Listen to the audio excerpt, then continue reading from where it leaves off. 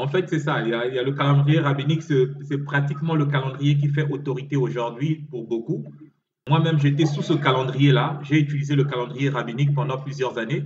Après, je me suis rendu compte qu'il y avait plusieurs calendriers et je ne savais plus lequel suivre. Donc, ce que j'ai dû faire, c'est que j'ai prié ardemment à Dieu et je lui ai dit, jusqu'à ce que tu me révèles le calendrier, je vais faire les fêtes doublement s'il faut le faire. J'étais dans une Keïla où il y avait des gens qui croyaient à la conjonction lunaire, il y a des gens qui croyaient seulement au croissant lunaire, il y a des gens qui croyaient à d'autres calendriers variés et je ne savais pas quoi faire. Et je me suis dit, je ne cherche que la vérité. Donc, j'ai prié le Seigneur et j'ai dit, en tout cas, jusqu'à ce que tu me révèles le calendrier, je ferai la fête quand on m'invitera. Donc, il pouvait arriver dans la même année que je puisse faire 3 fêtes de Pâques, parce qu'il y a une que je vais dire, bon, je vais faire avec ma famille cette fois-ci, comme ça, sans conviction. Et quelqu'un va m'inviter, est-ce que tu viens à ma Pâques? Je dis, il n'y a pas de problème. Une semaine plus tard, quelqu'un me dit, est-ce que je viens à ta Pâques? Est-ce que tu viens à ma Pâques? Je dis, sans problème. Et je n'avais pas de problème à aller où que ce soit. Ce n'était pas vraiment un problème pour moi parce que je me disais, bon, jusqu'à ce que Yah me montre le calendrier lui-même, je vais me comporter comme ça. Si ça lui plaît que je sois comme ça, je ne sais pas, une prostituée de calendrier, c'est sans problème. Cette situation a duré 3 ans. Après 3 ans, le Seigneur a commencé à me montrer maintenant quel calendrier il fallait utiliser et j'ai fait des recherches intensives. Ça m'a pris à peu près 9 mois de recherche. C'est après 9 mois de recherche que j'ai finalement eu le calendrier qu'il fallait. En fait, j'ai trouvé le calendrier, mais j'ai fait 9 mois de recherche pour me convaincre que c'était ça le calendrier. Donc, c'est après 9 mois, tout fraîchement sorti des recherches. C'est comme ça que j'avais fait la vidéo sur le calendrier. Et j'ai exposé également aux amis ce que j'avais trouvé. Parce que le calendrier, c'est quoi le calendrier de l'Enoch? Voilà, c'est le calendrier d'Enoch parce que déjà, c'est le seul calendrier écrit que nous puissions avoir et c'est le seul calendrier qui a une validité avant Yeshua Mashiach. Oui, et c'est le seul calendrier qui peut être tracé jusqu'au temps ancien du temple, des fils d'Aaron. Donc, c'est le seul calendrier parce que le calendrier qu'on utilise aujourd'hui, que les rabbins utilisent aujourd'hui, est un calendrier qui a été adapté du calendrier babylonien. Et ça, il y a beaucoup de rabbins qui ne s'en cachent pas. Ils disent que c'était une adaptation faite du calendrier babylonien parce que les Lévites avaient refusé de donner le calendrier solaire que nous utilisons aujourd'hui. Quand les Lévites ont perdu le pouvoir, ils n'ont pas voulu parce que c'était un secret. Encore, ce que les gens ne comprennent pas, c'est que les gens pensent que tout le monde avait accès à cette littérature comme nous, aujourd'hui, nous avons accès à cette littérature. Aujourd'hui, il est facile pour nous de calculer le calendrier parce qu'il suffit de se connecter sur Internet, on tape le livre d'Enoch ou on tape le livre des Jubilés, on peut trouver le calendrier et on peut commencer à voir comment ça fonctionnait. Mais ce n'est pas la même réalité au 1er siècle. Au 1er siècle, c'était des documents qui étaient extrêmement rares d'abord et dans le temple, ce n'était pas n'importe quel lévite qui avait accès à ça.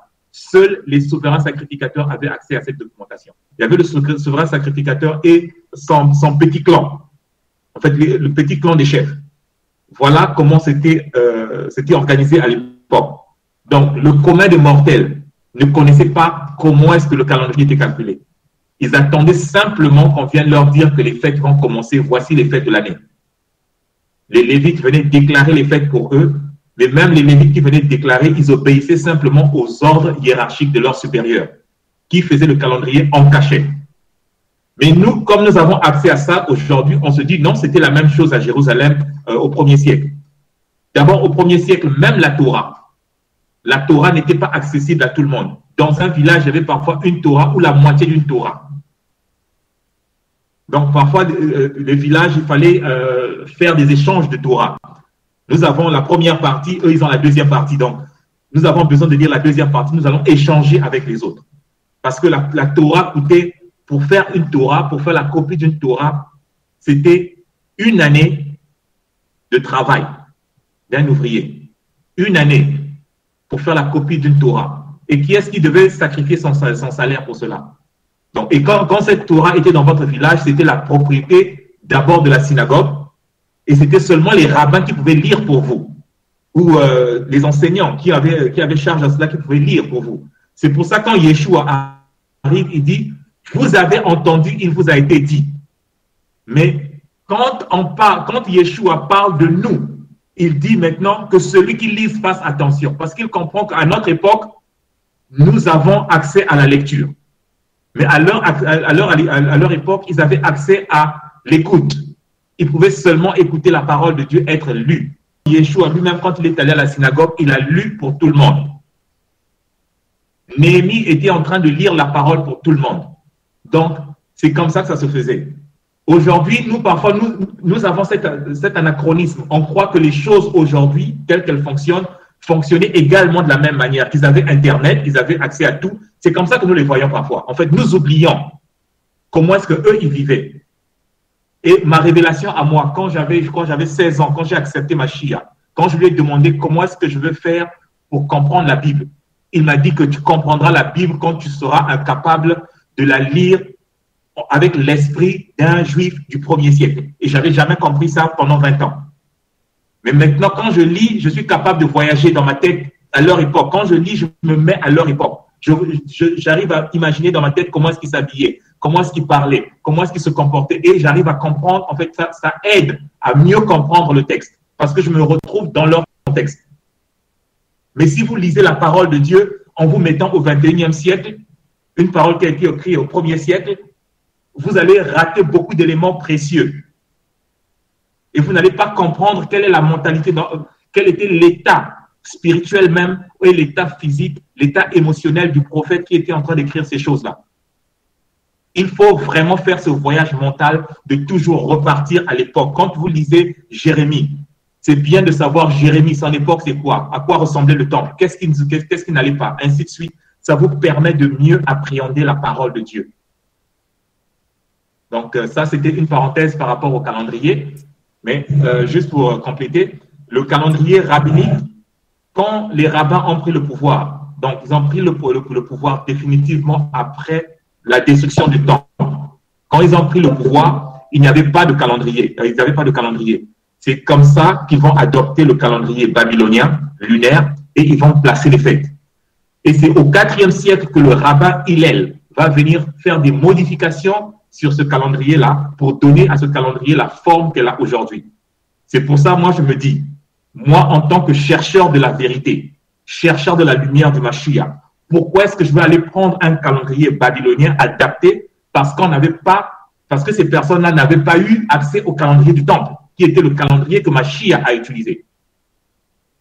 Donc ça, c'est un peu le problème que moi, j'ai personnellement. C'est pour ça que je me suis dit, je ne peux pas utiliser un calendrier qu'un Mashiach n'a pas utilisé, parce que c'était utilisé. Tous les rabbins qui sont honnêtes vous diront que ce calendrier a été introduit après la destruction du temple. Mais la destruction du temple, c'est autour de l'an 70. Yeshua est parti autour de l'an 33. 32 ans, 33, l'an 33, il est parti. Donc, lui, il n'a jamais connu ce calendrier. Mais aujourd'hui, on suit. Nous sommes des suiveurs des gens. Nous suivons des gens et nous ne suivons pas Mashiach. Nous ne suivons pas la Bible parfois. Et c'est ça notre problème aujourd'hui. Maintenant, pour le rabbin Zev Porat, c'est comme j'ai dit, ils sont beaucoup, il y a plusieurs. Et ça, c'est celui que vous avez découvert. Il y a d'autres encore. Pour le rabbin Zev Porat, par exemple, il faut comprendre que c'est des choses qu'il est en train d'apprendre aussi. Nous sommes tous en train d'apprendre. Donc, progressivement, moi, je le suis depuis 4 ans et j'ai pu voir comment est-ce qu'il a changé sur plusieurs doctrines. Au fur et à mesure qu'il comprend, il est en train de changer. Personnellement aussi, si vous voyez certaines de mes vidéos, vous verrez qu'il y a des petits changements de temps à autre de point de vue. Pourquoi? Parce que j'ai appris une chose nouvelle. Voilà. Juste donc, faire... oui. Excusez-moi, en fait, par rapport à cette parenthèse, je veux juste encore continuer sur cette question-là parce que, en tout cas, moi, j'ai eu du mal à convaincre quelqu'un, par exemple, sur ce calendrier parce que lui, il veut que je lui donne des arguments sur la Bible. Est-ce que, à part le fait que qu'il y ait des arguments sur le livre d'Enoch ou le livre de Jubilé, il y a des arguments que je peux utiliser. Oui, j'ai suivi ta vidéo sur le calendrier, mais est-ce qu'il y a des arguments que je peux prendre pour convaincre quelqu'un que c'est ce calendrier qu'il faut, par exemple, suivre? Ok. Je n'ai pas les versets en tête, mais je peux te donner une idée générale.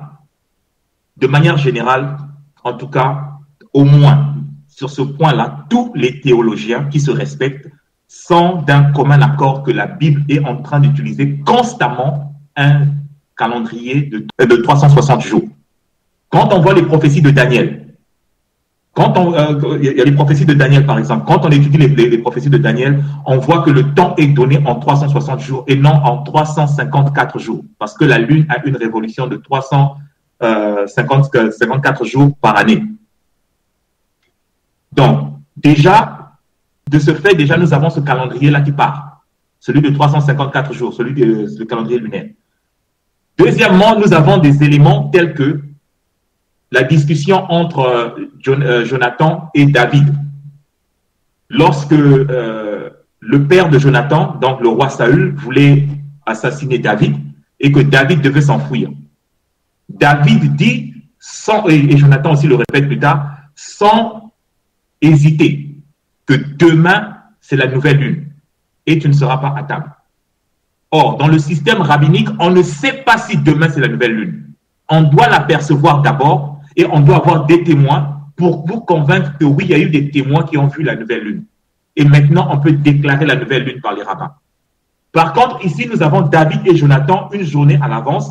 Ils sont au courant que demain, c'est la nouvelle lune et ils n'ont pas de doute là-dessus. Et encore, ce qu'ils appellent demain, c'est la nouvelle lune, c'est une mauvaise traduction. Parce que le mot, ce n'est pas Yarat qui est utilisé là. C'est Hodesh. Et le mot Hodesh veut dire mois, nouveau mois. Et même l'apôtre Paul, quand il parle dans Colossiens, oui, dans le livre de Colossiens, quand il parle de ces choses-là, Colossiens 2, il dit que personne ne vous juge au sujet des fêtes, des Shabbats et des nouveaux mois. Le mot qu'il emploie, c'est Néo-Ména, le nouveau mois. Donc, ici encore, nous avons quelque chose d'assez différent. Or, là où il avait dit Néo-Ména, c'est bien dit en grec, Néo-Ména, ça a été traduit par nouvelle lune. Pourquoi? Parce qu'il y a l'influence de cette lune que les gens suivent. Pourtant, en grec, c'est vraiment plus clair. Maintenant, quand on dit encore ça, lorsqu'on va maintenant voir le calendrier d'Enoch ou le calendrier des jubilés, on se rend compte que le nouveau mois est calculé d'avance. Et ce qu'on appelle comme nouveau mois, c'est le changement de saison à chaque trimestre. Donc, ils savent qu'il y a 4 saisons et il y a 4 nouveaux mois. Et c'est à ce moment-là que c'est un Shabbat et généralement, je crois que c'est un mercredi. Et c'est à ce moment-là que le nouveau mois intervient. Donc, ici, nous avons certains éléments qui nous indiquent cela. La même chose lorsque nous voyons le temps qu'a passé Enoch dans l'arche, on se rend compte que si quand il dit que ça faisait 150 jours qu'il était là, ça fait exactement 5 mois. Si on va si on découpe ça en moins de 30 jours. Et il y a également des éléments archéologiques, comme je l'ai donné dans ma vidéo, qui montrent bien que toutes les civilisations, que ce soit grec, que ce soit les Chinois, que ce soit les Hindous, les Mayas, que ce soit les Égyptiens, que ce soit les Éthiopiens, tous ont utilisé un calendrier de 360 jours. Ceci prouve bien que la Bible est vraie, que nous venons tous de l'arche de Noé. Que cette connaissance-là avait été donnée à tout le monde, parce que tous les plus anciens calendriers sont de 360 jours, 4 jours intercalaires qui étaient ajoutés. Je crois que c'est le roi Ézéchias, quand il était sur le point de mourir, quand il a demandé à Dieu, quand Dieu lui a dit d'arranger sa maison, et qu'il n'a pas, il n'a pas voulu mourir, il a prié instamment à Dieu pour qu'il ne meure pas. Il a dit, regarde les œuvres que j'ai faites et tu vas me laisser mourir. Le prophète est revenu l'annoncer que tu ne mourras plus. Je t'ajoute 15 ans sur ta vie. Mais voici demande-moi un signe. Tu veux que j'avance ou je recule le soleil? Et selon ceux qui ont fait ces enquêtes-là, ils se rendent compte que c'est autour du 8e siècle avant Yeshua que tous les calendriers du monde ont commencé à être déboussolés. C'est-à-dire chaque civilisation a eu des problèmes avec le calendrier. C'est comme ça que d'autres sont partis avec le soleil, d'autres sont partis avec la lune, d'autres essayant de faire des conjonctions par-ci par-là parce qu'ils avaient perdu le temps. En fait, historiquement, cela avait même créé des guerres. Il y a des royaumes qui ont perdu leur pouvoir. parce que c'était un signe que même le ciel n'était pas avec eux. Et c'est autour du 8e siècle, et au 8e siècle, c'est à ce moment-là que Ézéchias fait sa prière. Donc la Bible ne ment pas. Donc nous avons ces éléments-là. Nous avons chez les Égyptiens, par exemple, autour du 8e siècle avant Mashiach, chaque pharaon qui venait au pouvoir devait plaider allégeance pour dire que je veux soutenir Ra, son frère Ra, donc le soleil, dans sa maladie, parce que Ra était malade. Pourquoi? Parce que Ra avait perdu le cours. Ra n'allait plus avec 360 jours, il allait avec 365 jours et demi. Et il fallait que le pharaon qui était en place puisse trouver des méthodes. Et c'est comme ça que les Égyptiens ont été les premiers à créer un calendrier de 365 jours. Donc nous avons tous ces éléments-là qui nous conduisent à comprendre que le calendrier que les Juifs sont en train d'utiliser aujourd'hui, c'est un calendrier de ceux-là qui étaient influents à l'époque. C'est comme j'avais dit ça il y a quelques semaines de cela. En fait, le pharisianisme, c'est un parti politique à caractère religieux qui est venu de Babylone. C'est ceux qui étaient à Babylone parce qu'il y avait de l'argent à Babylone, il y avait des moyens à Babylone. Quand ils rentraient, après leurs études, ou ceux qui étaient nés là-bas, quand ils rentraient en Israël, ils avaient assez des moyens financiers pour influencer le peuple. Et c'est comme ça que leur parti a pris de l'ampleur au fur et à mesure. Donc, ils sont restés en guerre avec les fils de Tsadok. Puis, il y avait d'autres faux fils de Tsadok qu'on appelait les Sadducéens. Parce que les Sadducéens, en fait, ça veut dire ceux de Tsadok. Donc, c'était en fait un parti des prêtres. Mais tout cela a été corrompu. Et c'est la corruption de la maison des prêtres et leur division qui a fait que les rabbins puissent naître. Et ceux qui sont en train de suivre ces rabbins ignorent que c'est seulement en l'an moins 167 avant Mashiach que les premiers rabbins ont apparu. Il n'y a pas de rabbin, il n'y a pas de pharisien, il n'y a rien avant cela. Néhémie n'a jamais connu un rabbin. Donc c'est à peu près 150 ans avant Yeshua qu'on commence à voir l'apparition des rabbins. Ils disent qu'on a déjà tout écrit. C'est pour ça, avant que Yeshua ne vienne, il n'y a plus eu de livres écrits. Parce que quand les rabbins sont venus, ils ont commencé à prendre le pouvoir. Qu'est-ce qui s'est passé? Ils ont imposé que les livres ont été écrits. Maintenant, nous devons les commenter. Et maintenant, ils se sont dit que ce qui est plus important que le livre de Dieu, ce sera notre commentaire du livre. Et c'est pour ça, jusqu'aujourd'hui, la parole du rabbin vaut plus que la Torah. Et le rabbin te dira, c'est pas la peine d'aller voir à la Torah. Moi, je te dis ce que tu dois croire. Je te dis ce que la Torah dit. Excusez-moi. Parce que j'ai été établi pour ça. Et leurs livres même disent, pendant que nous sommes réunis ici, normalement, vous êtes en train de poser des questions et vous n'êtes pas obligé d'accepter ce que moi je dis. Mais dans ce cercle-là, vous êtes obligé de le faire si vous voulez rester dans ce cercle.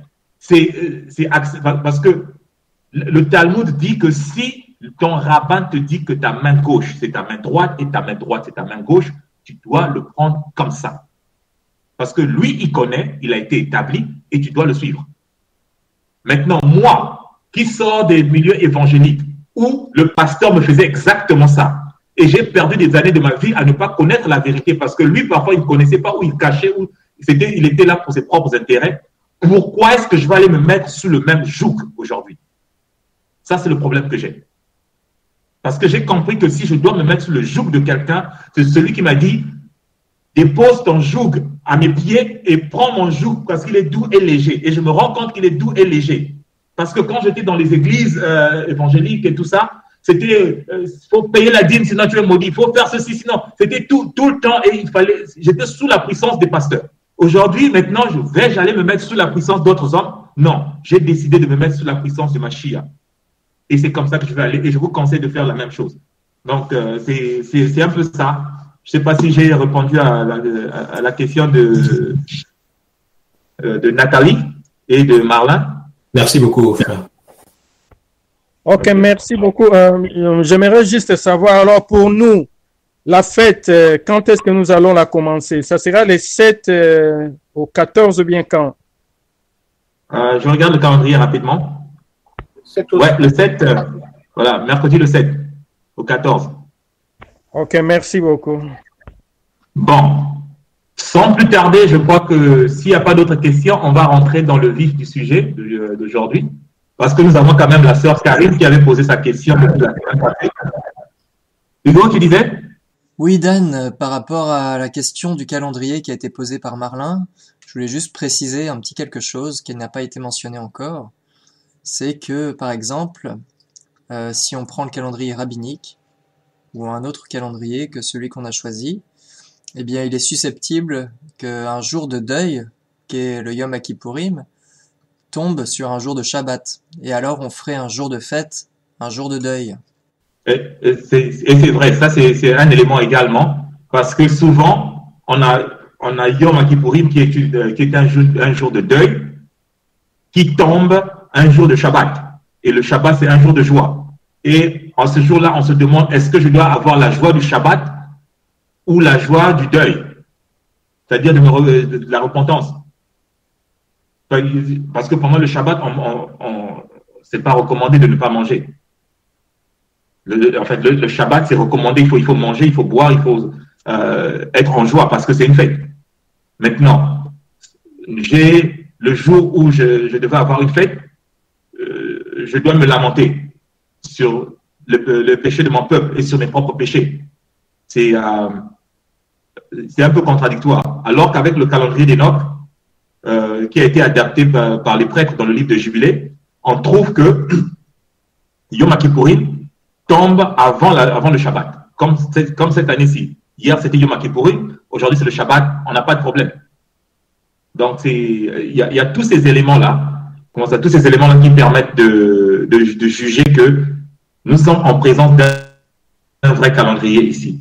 Et encore une autre chose par rapport au calendrier, c'est que ce calendrier a été enterré longtemps. Pendant près de 2000 ans, ce calendrier a disparu. Et quand la nation d'Israël est proclamée que Israël est devenu une nation, encore, aussitôt, le calendrier réapparaît. C'est comme un shalom de Dieu de longue date pour dire qu'on reprend le business. Mais comme je dis toujours, quand on lit la Bible, on se rend compte que Israël ne comprend pas le message de Dieu tout le temps. Les Israélites sont des gens têtus, mais ils ont un Dieu bon. Et c'est ce que nous sommes. Dieu peut parler, nous ne comprenons pas. Et c'est ce qui se passe. Aujourd'hui, ces livres sont sortis. Ça nous montre exactement, et là où on a trouvé ces livres, on n'a pas retrouvé ces livres-là avec des lettres personnelles, des courriers personnels ou des factures ou des choses de ce genre. On a trouvé que des livres saints et des commentaires des livres saints. Écrits par qui? Par les fils de Tzadok. Encore ici, la malice des hommes vont faire que, au lieu de dire que ce sont les livres des fils de Tzadok, comme eux-mêmes le disent dans leurs livres, on a commencé à dire que non, ce sont les Esséniens, on les a attribués à un peuple qu'on ne connaît pas, mythique comme ça. C'est vrai qu'il y avait des Esséniens et tout ça, mais eux qui écrivent, ils disent que nous sommes les fils de Tzadok. Et nous sommes contre la maison cette maison-là qui s'est corrompue. Et nous sommes contre cette maison qui s'est corrompue. Nous sommes les associés de Moïse. Nous sommes les descendants d'Aaron. Ils le disent maintes fois. Maintes fois, ils le disent. Mais on va dire, non, ce sont des Esséniens. Ça, c'est la malice des hommes. Et beaucoup ont suivi là-dedans. Ce qui est bien aujourd'hui, c'est que nous avons Internet et vous pouvez les vérifier. Ceux-là même qui ont travaillé dans ces projets-là pour aller trouver ces manuscrits, pour les traduire, travailler sur ces manuscrits, parce que parfois ces manuscrits, pour les récupérer, c'est difficile. Quand ils ont lu la première impression, ils ont dit que nous avons trouvé les documents des prêtres du temple.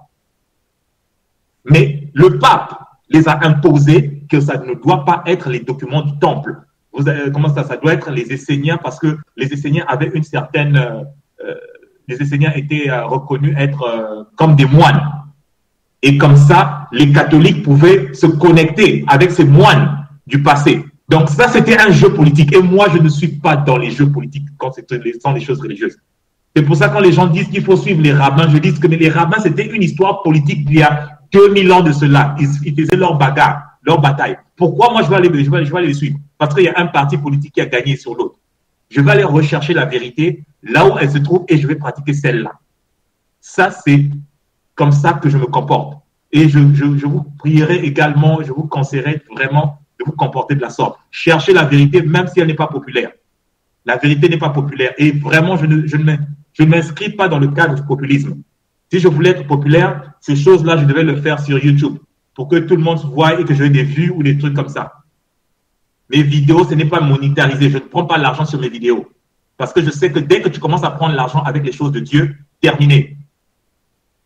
Tu commences à être corrompu. Tu veux être vu, tu veux avoir une certaine notoriété. Je ne suis pas après une notoriété. J'ai commencé à faire des vidéos simplement parce que j'ai eu le cœur à voir que dans le monde anglophone, ils font des vidéos. Dans le monde francophone, pourquoi ils ne font pas des vidéos? Parce que si je voulais avoir des vues, si je voulais avoir des gens qui me suivent, si je le faisais en anglais, je vous assure que j'aurais, je ne sais pas, dans mon site là, je sais pas, j'ai 20 000 abonnés. Je devais avoir peut-être, pendant qu'on parle là, peut-être je pouvais avoir au moins 100 000 abonnés. Et s'il fallait me faire de l'argent avec 100 000 abonnés, je peux quand même commencer à me faire de l'argent. Mais ce n'est pas mon but. Je le fais parce que je me suis rendu compte que dans le monde francophone, c'est vide. Et je me dis, bon, le peu que j'ai, est-ce que je peux donner aux autres? Et je suis toujours content de voir, même quand je découvre un frère avec lequel, ou une sœur avec laquelle nous avons des oppositions, mais je suis content de voir que quelqu'un est en train de faire des vidéos, quelqu'un est en train d'animer un website, que quelqu'un est en train d'animer une page sur Facebook. Parce que je me dis, nous sommes en train d'apprendre et ce n'est pas, on ne peut pas être sur la même longueur d'onde. Il y a des gens qui apprennent vite, il y a des gens qui apprennent lentement, il y a des gens qui apprennent en désordre. Parce que surtout les gens auxquels vraiment les gens les plus dangereux, ce sont les gens qui lisent beaucoup, qui vont lire tous les websites possibles et ils croient résoudre un problème doctrinal en une nuit ou en 2 semaines de lecture. Ça, c'est vraiment le poison. En fait, vous allez voir quelqu'un qui va vous poster un truc que j'ai découvert. Il a fait une lecture pendant 1 semaine, il s'est concentré sur ce sujet et il croit avoir trouvé la réponse. Parce qu'il a copié ici et là, il croit avoir trouvé la réponse chez les autres. Mais ne sachant pas que parfois les autres ont d'autres agendas, s'il faut dire. Shalom, frère Dan. Shalom, frère Fabien. Oui, dis-moi, en fait, le frère, il cherchait un verset biblique, du moins pour prouver aux autres frères et sœurs qu'on se basait sur un calendrier de 360 jours. Donc, en fin de compte, j'ai un verset pour lui qui est dans Apocalypse et pour tous les frères et sœurs.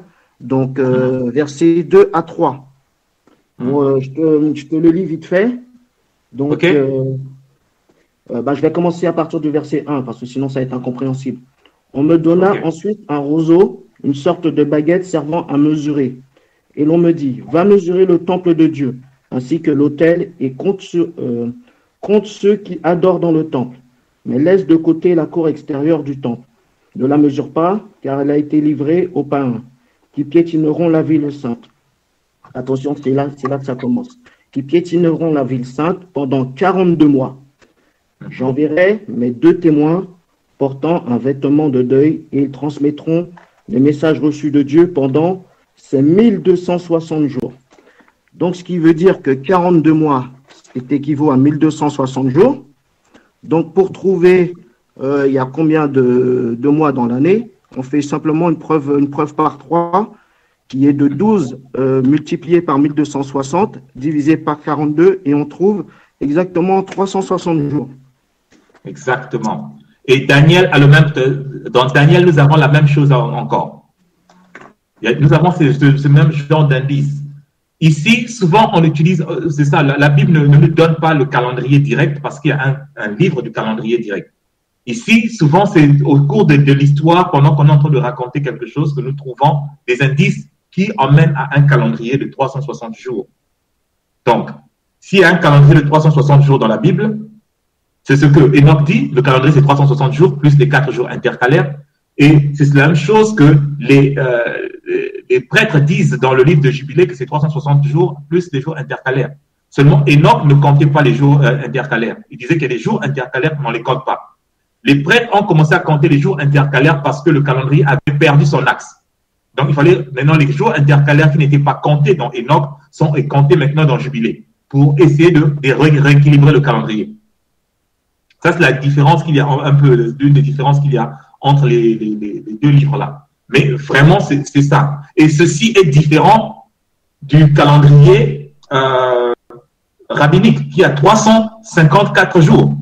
Donc, si tu as l'autre calendrier a 360 jours, l'autre a 354 jours, s'il faut calculer les 42 mois dans Apocalypse, on aura des problèmes. On ne va pas arriver, on va perdre beaucoup de jours. En fait, on va perdre des mois. Vous voyez que ça ne tient pas dans les prophéties parce que Dieu donne ses prophéties en fonction de cela. Et même, je crois que c'est à Jérémie qu'il avait donné la même chose. C'est à Jérémie qu'il avait également donné 13 mois. Mais quand on compte les 13 mois, c'est 13 mois de 30 jours chacun.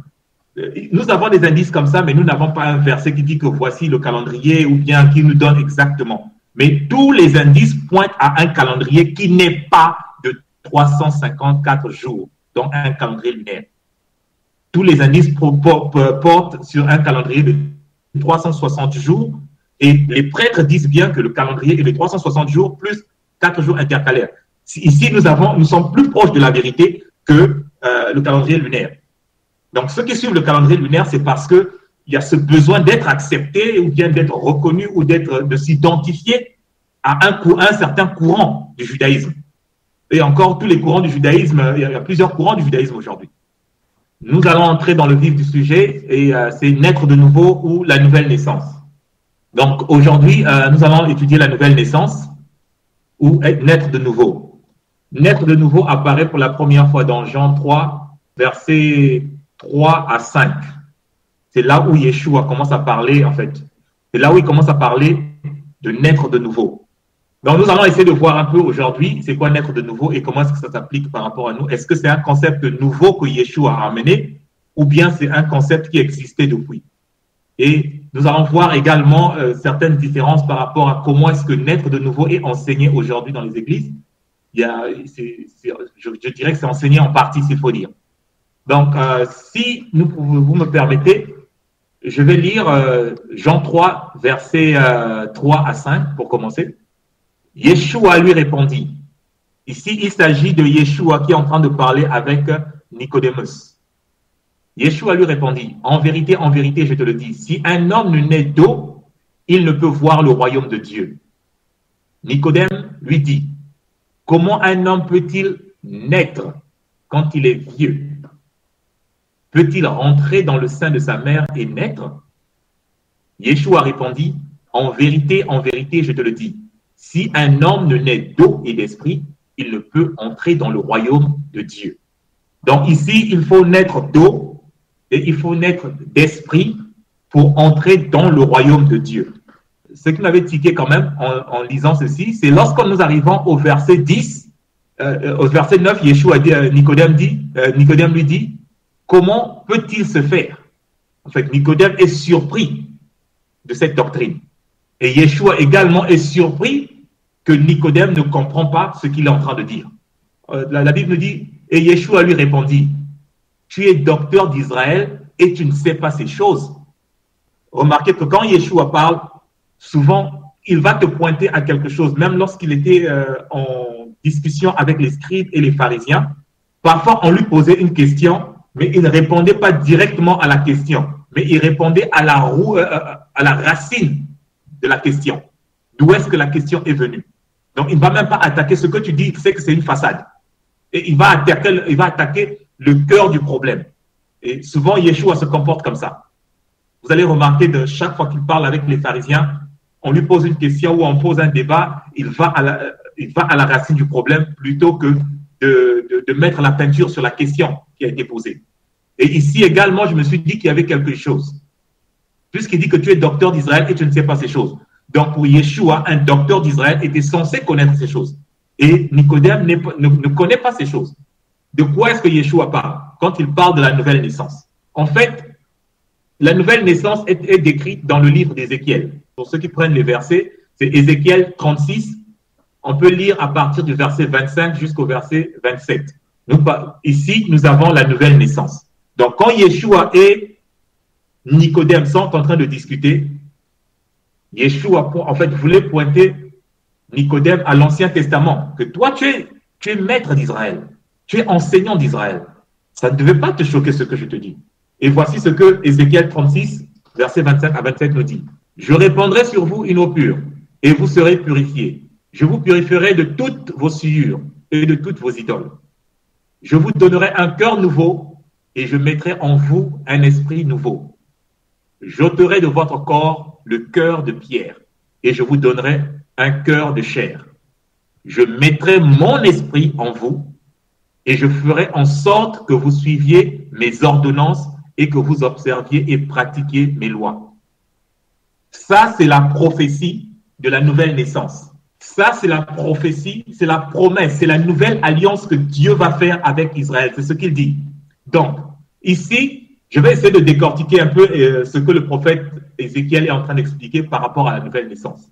Donc, premièrement, il dit, il faut naître d'eau. Dieu dit, concernant naître d'eau, Dieu dit, je répandrai sur vous une eau pure et vous serez purifiés. Ici, l'eau pure, c'est d'abord la parole de Dieu. Il faut comprendre cela comme ça. L'eau pure, c'est la parole de Dieu. Et c'est la parole de Dieu qui nous purifie de manière intérieure. Je crois que Yeshua lui-même dit ça à ses disciples. Vous êtes purs parce que vous avez entendu mes paroles, parce que vous avez écouté ma parole. C'est ce que Yeshua dit à ses disciples, que vous êtes purs parce que vous avez écouté ma parole. Et même dans Éphésiens 2, versets 26 à 27, on dit, « Et vous, maris, aimez vos femmes, comme Machia a aimé l'Église, et s'est donné lui-même pour elle, afin qu'il la sanctifiât après l'avoir nettoyée dans le baptême d'eau et par sa parole. » Donc ici, c'est ça, naître d'eau. Nous avons le baptême d'eau et la parole. Comprenez que le baptême d'eau n'est que le symbole extérieur de la purification qui se passe de manière intérieure dans le corps, dans le cœur de l'homme. Une fois que le cœur est changé, le cœur est disponible à écouter la parole de Dieu, à obéir la parole de Dieu. À ce moment-là, l'eau ne devient un symbole pour sceller cette alliance du cœur qui a déjà été circoncis. Donc ça, c'est naître d'eau. Et quand Yeshua est en train de dire que vous devez naître d'eau, il dit de naître de la parole. D'abord, vous entendez la parole et c'est la parole qui vous transforme, c'est la parole qui vous sauve. La parole que vous avez entendue. Mais quand on entend la parole, c'est pour la mettre en pratique. Nous allons voir tout à l'heure. La deuxième condition pour naître de nouveau, Dieu dit, je vous donnerai un cœur nouveau et je mettrai en vous un esprit nouveau. J'ôterai de votre corps le cœur de pierre et je vous donnerai un cœur de chair. Donc, il s'agit de la circoncision du cœur.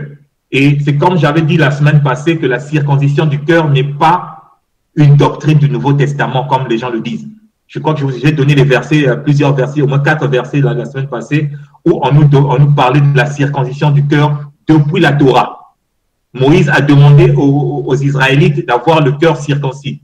Jérémie a fait la même chose. Le prophète Ésaïe également a demandé que le peuple n'avait plus le cœur circoncis. Donc, ce n'est pas une doctrine du Nouveau Testament, comme on le dit souvent. Il n'y a rien de nouveau dans le Nouveau Testament réellement.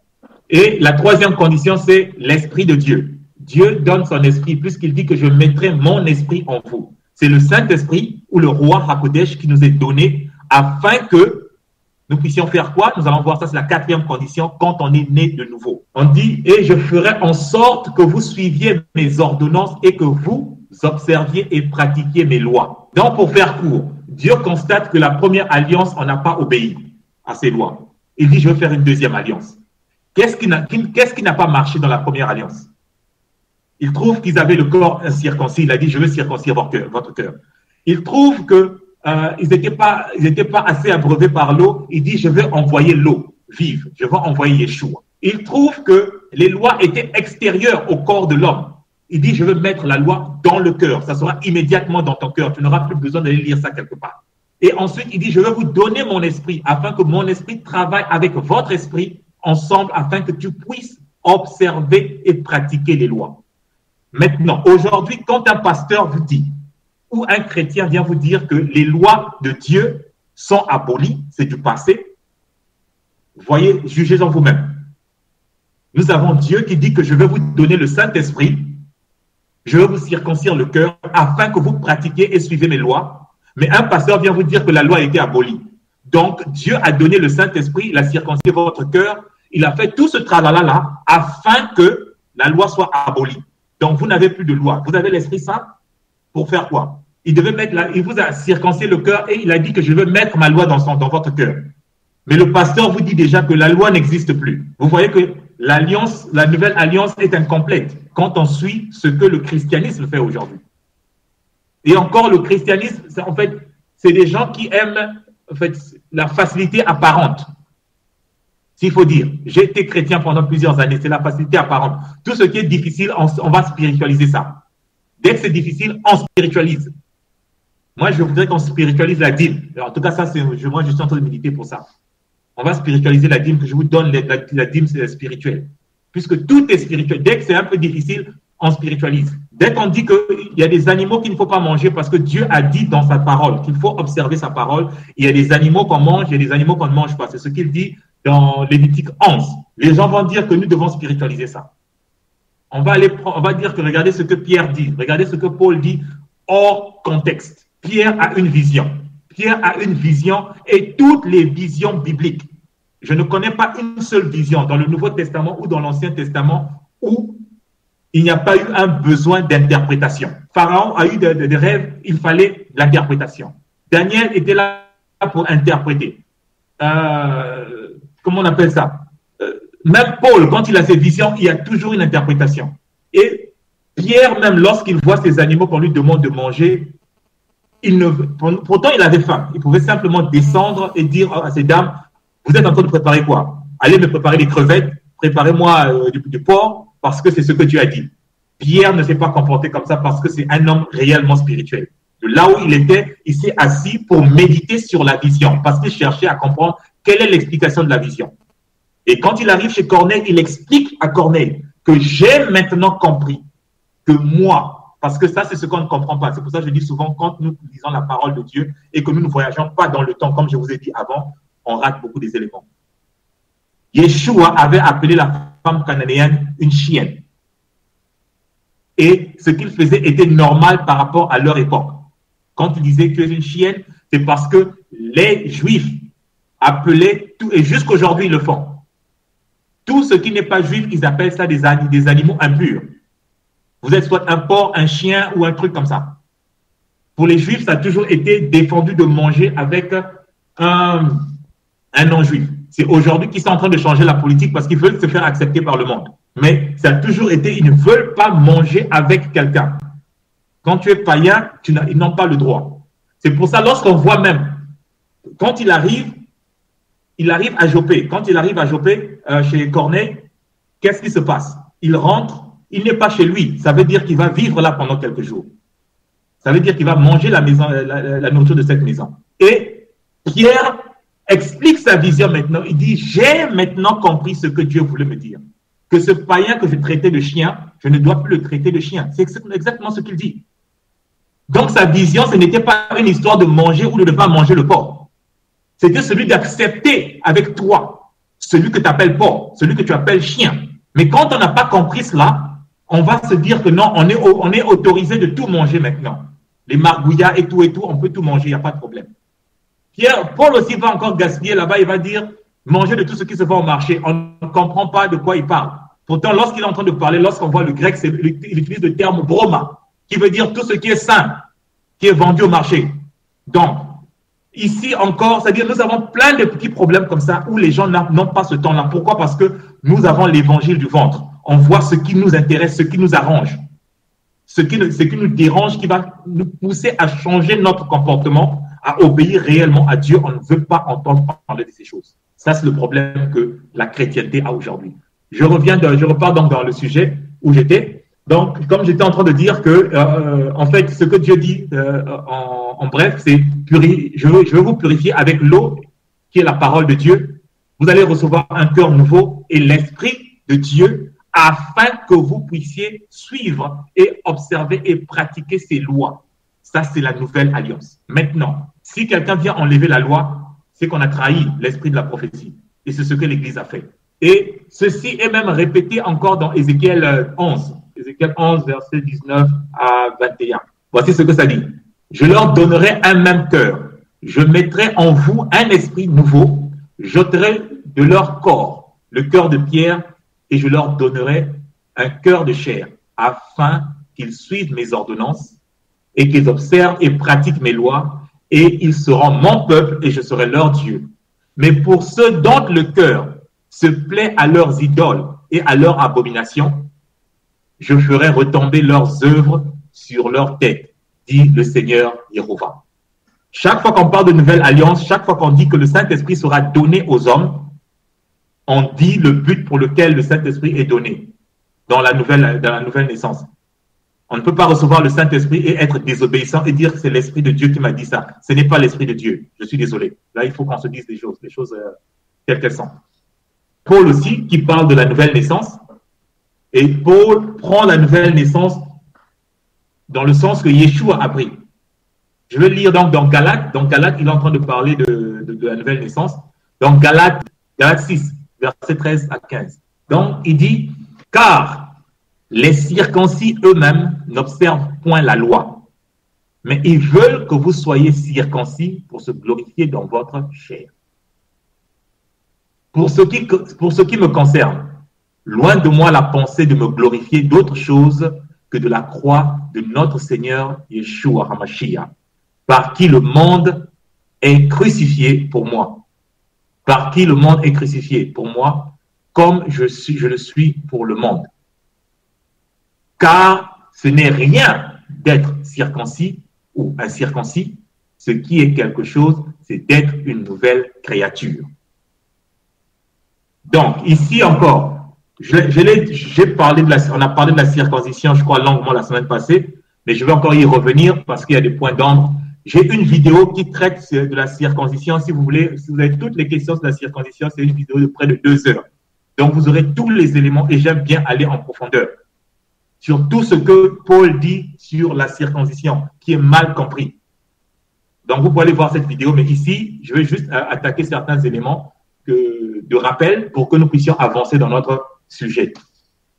Mais avant d'aller puisque nous parlons de la circoncision, voilà. Donc, le verset que je viens de dire de Galates 6, verset 15 à 16, donc, je vais sauter le verset 14 pour faire court. Je vais relire ça en sautant le verset 14, juste pour mettre un peu plus de sens dans ce que nous sommes en train de faire.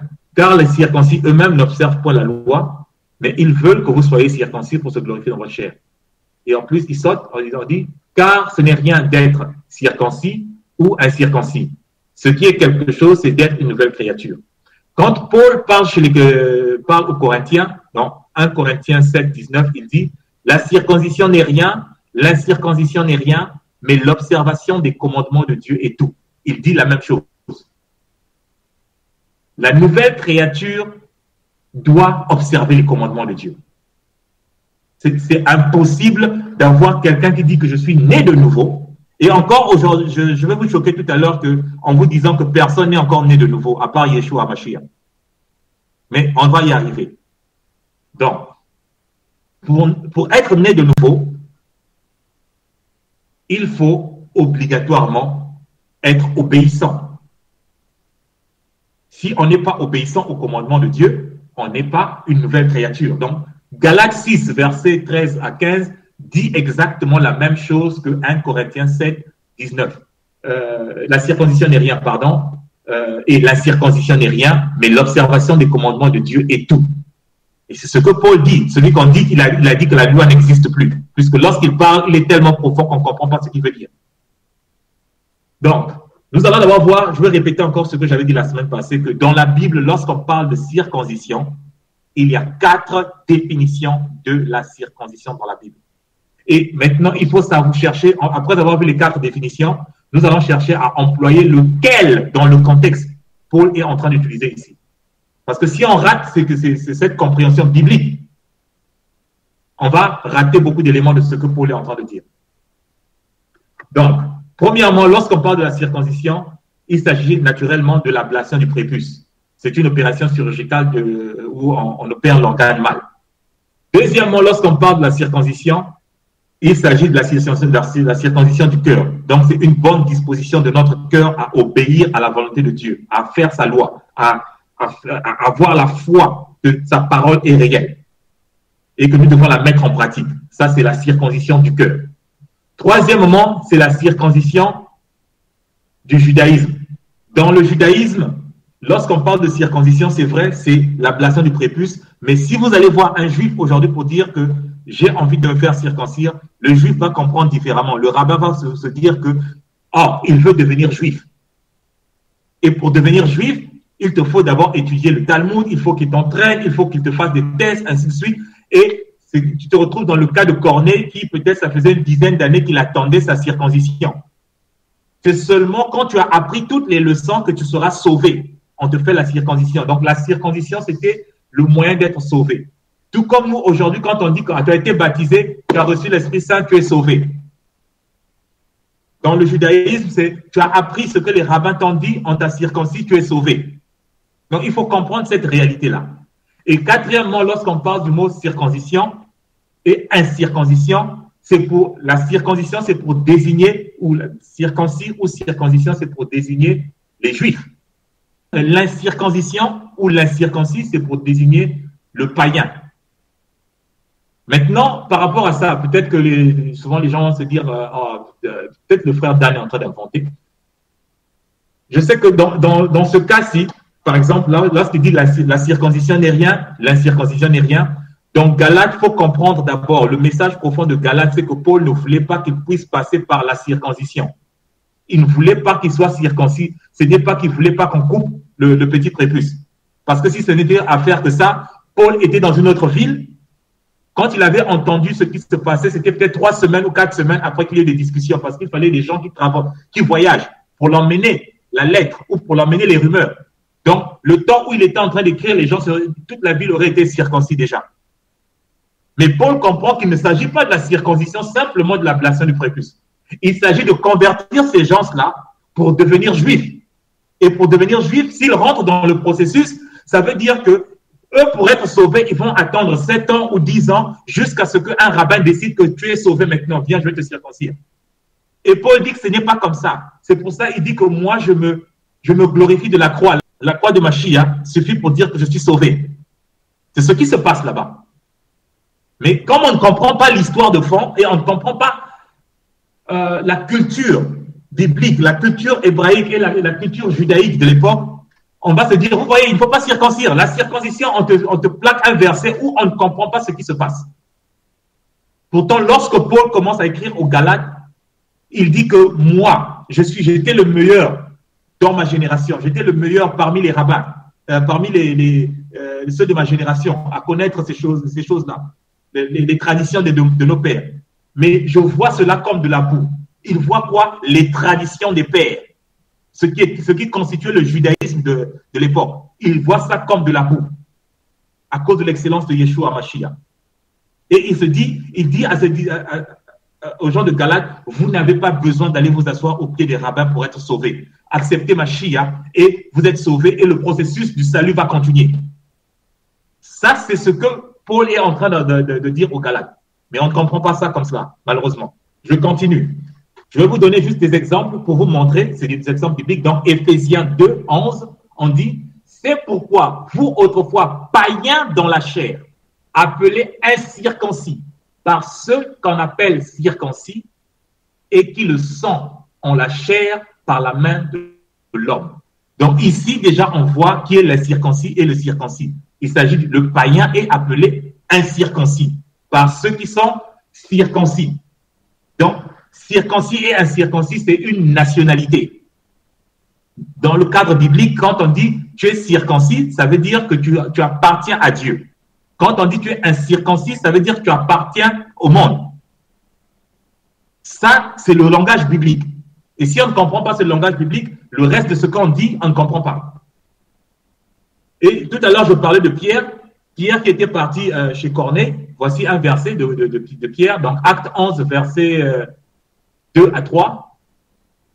Et lorsque Pierre fut monté à Jérusalem, les fidèles circoncis, donc les Juifs, lui adressèrent ses reproches en disant, tu es entré chez des incirconcis, donc des païens, et tu as mangé avec eux.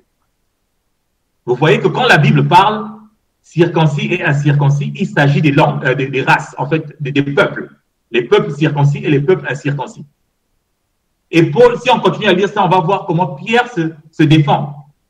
Que j'ai reçu une vision qui me disait que je ne dois plus les considérer comme des incirconcis parce que Dieu les a déjà nettoyés. Ils ne sont plus des animaux impurs. Dieu les a nettoyés. C'est pour ça que Dieu a dit, n'appelle pas impur ce que Dieu a purifié. Dieu a purifié quoi? A purifié qui? Le païen Corneille. Dieu a purifié quoi? Le païen qui est prêt à croire en lui. Il est purifié. C'est pourtant la même chose qui se passe avec Ruth. Quand Ruth est avec Naomi, Ruth fait la déclaration en route. Ton Dieu sera mon Dieu. Ton peuple sera mon peuple. Ruth l'a entendu. Dieu l'a entendu. Dieu avait déjà accepté Ruth. Mais il fallait maintenant que les hommes acceptent Ruth. Et c'est par ses œuvres que Ruth a été acceptée. C'est par son témoignage qu'elle a été acceptée. Mais Dieu l'avait déjà reconnu. C'est le même problème que nous avons avec Pierre. Dieu a reconnu que Corneille était un bon homme. Il a fait des aumônes, puisque c'est ce que l'ange dit à Corneille, que Dieu a entendu tes prières et tes aumônes ont été acceptées. Donc, cet homme est accepté par Dieu, mais il était rejeté par le peuple de Dieu. Et c'est ça le but de la vision. Je continue. Un autre verset encore, 1 Samuel 17, verset 26. Qui est donc ce Philistin? C'est un circoncis, donc païen, qui insulte l'armée du Dieu vivant. Nous allons encore, Romains 3, 30. Puisqu'il y a un seul Dieu qui justifiera par la foi les circoncis, donc les Juifs, et par la foi les incirconcis, les païens.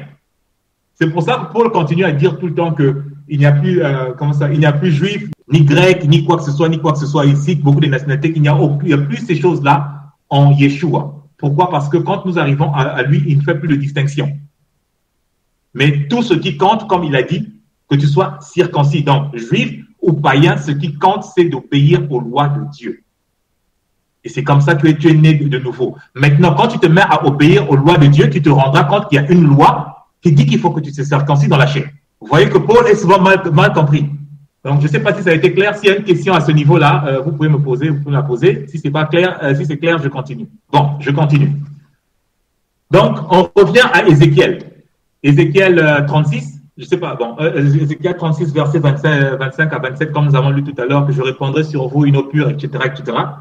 Ça, c'est la nouvelle alliance. Quand nous arrivons à Jérémie, Jérémie dit la même chose encore. Et c'est ici où on va préparer le chemin pour comprendre que lorsqu'on parle de la nouvelle naissance, nous ne sommes pas encore nés de nouveau. Nous allons y arriver. Nous sommes en gestation quelque part. Nous sommes encore dans le sein maternel. Jérémie 31, verset 37. Ah, comment c'est verset 33? Pardon, Jérémie 33, verset 31 à 37, merci. Voici les jours viennent, dit l'Éternel, où je ferai avec la maison d'Israël et la maison de Juda une alliance nouvelle. Ok? Ça, c'est la nouvelle alliance. Et c'est dans cette nouvelle alliance que les gens qui vont naître de nouveau, en fait, les gens qui vont naître de nouveau dans le futur vont faire partie de cette nouvelle alliance. Donc, Dieu est en train de dire la nouvelle alliance. Et Yeshua, avant qu'il ne parte à la croix, dit que voici le sang de la nouvelle alliance. Voici mon corps brisé pour la nouvelle alliance, etc. Il parle de la nouvelle alliance qui est scellée.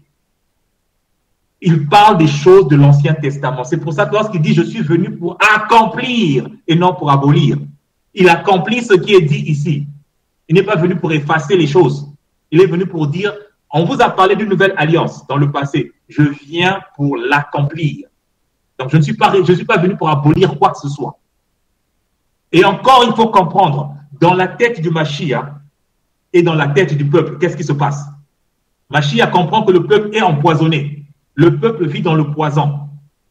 Et lorsqu'il est en train de parler la parole de Dieu dans son essence pure, selon la Torah et selon ce que les prophètes ont dit, le peuple a du mal à saisir parce qu'ils se disent que ça, c'est une doctrine nouvelle. Pourquoi est-ce qu'ils disent que c'est une doctrine nouvelle? Parce que ce soit les prêtres, que ce soit les pharisiens, ils étaient tous en train de se corrompre. Parce que tout ce qu'ils enseignaient, ils enseignaient en fonction de leurs propres intérêts. Et c'est ce qui se passe dans beaucoup d'églises aujourd'hui. Les enseignements, c'est en fonction des intérêts des leaders. Et ce n'est pas nouveau. C'est ce qui se passait à cette époque. Donc, le peuple était empoisonné par cela. Et quand ils écoutent Yeshua parler, ils se disent que, mais sa doctrine, c'est comme si c'est nouveau. C'est comme s'il veut enlever la loi de Dieu, telle que eux, ils ont compris ou telle qu'on leur a expliqué par les rabbins de l'époque. Et c'est pour ça qu'il dit, je ne suis pas venu abolir la loi. C'est ça qui lui pousse à dire ça. Mais je suis venu accomplir ce que la loi et les prophètes disent de moi. Et ici, on voit bien qu'il a parlé d'une nouvelle alliance. Il dit, je vais vous donner la parole, je vais vous donner le Saint-Esprit. Et je vais faire couler mon sang afin que cette alliance soit scellée. la nouvelle alliance. Mais nous, quand on dit on n'est pas venu pour abolir, pourtant il dit bien, je ne suis pas venu pour abolir. Mais à la fin, le chrétien te dit, oui, la loi n'existe plus puisqu'il est venu accomplir. Abolir et accomplir, c'est la même chose. Je n'arrive pas à savoir comment c'est dans la même phrase. Comment est-ce que, c'est-à-dire, à moins qu'on soit, c'est-à-dire une malhonnêteté intellectuelle poussée à un degré incompréhensible. C'est dans la même phrase qu'il dit, je n'abolis pas, j'accomplis. Donc, tu sais déjà qu'il a déjà dit, il n'abolit pas. Donc, la loi ne peut pas être bougée. Mais on dit, non, donc c'est parti. Vous voyez, il est venu accomplir. Accomplir, c'est que ce n'est plus là. Maintenant, abolir veut dire quoi? Je ne sais pas. Bon, on continue. On va lire Jérémie 33, versets 31 à 37, pour nous imprégner un peu de ce que c'est que cette nouvelle alliance encore. Et de là, on va comprendre pourquoi je suis en train de dire que le processus de la nouvelle naissance n'est pas encore complète dans nos jours. Excusez-moi. Voici les jours viennent, dit l'Éternel, où je ferai avec la maison d'Israël et la maison de Juda une nouvelle alliance. Excusez-moi, permettez-moi de m'arrêter encore ici. La nouvelle alliance n'est faite qu'avec deux entités. Quand Yeshua arrive, il vient faire l'alliance avec deux entités seulement. Israël et Juda. Il n'y a pas le Congo là, je ne vois pas ça. Il n'y a pas la Côte d'Ivoire là, il n'y a pas. Je ne vois pas France, je ne vois pas Canada. Je ne vois pas la Chine. Je ne vois pas le Japon. Il n'y a pas l'Égypte. Il fait l'alliance avec deux entités, Israël et Juda. Aujourd'hui, beaucoup refusent de s'identifier en tant qu'Israélites pour ne pas suivre les lois. Si tu n'es pas Israélite ou si tu n'es pas Juda, tu n'es pas dans la nouvelle alliance. Je suis désolé, mais c'est la vérité biblique. C'est pour ça que je dis, nous devons nous identifier en tant qu'Israélites. Et pour s'identifier en tant qu'Israélite, comme Paul dit, que tu sois incirconcis ou que tu sois circoncis, ce qui compte, c'est être une nouvelle créature ou respecter la parole de Dieu. C'est par là que tu rentres dans l'alliance nouvelle. Parce que dès que tu vas commencer, si tu es incirconcis, dès que tu vas commencer à respecter la loi de Dieu, tu comprendras que tu dois me circoncire. Tu vas le faire en ton temps, mais tu comprendras que c'est une des lois que je dois respecter. Donc, ça, c'est la nouvelle alliance.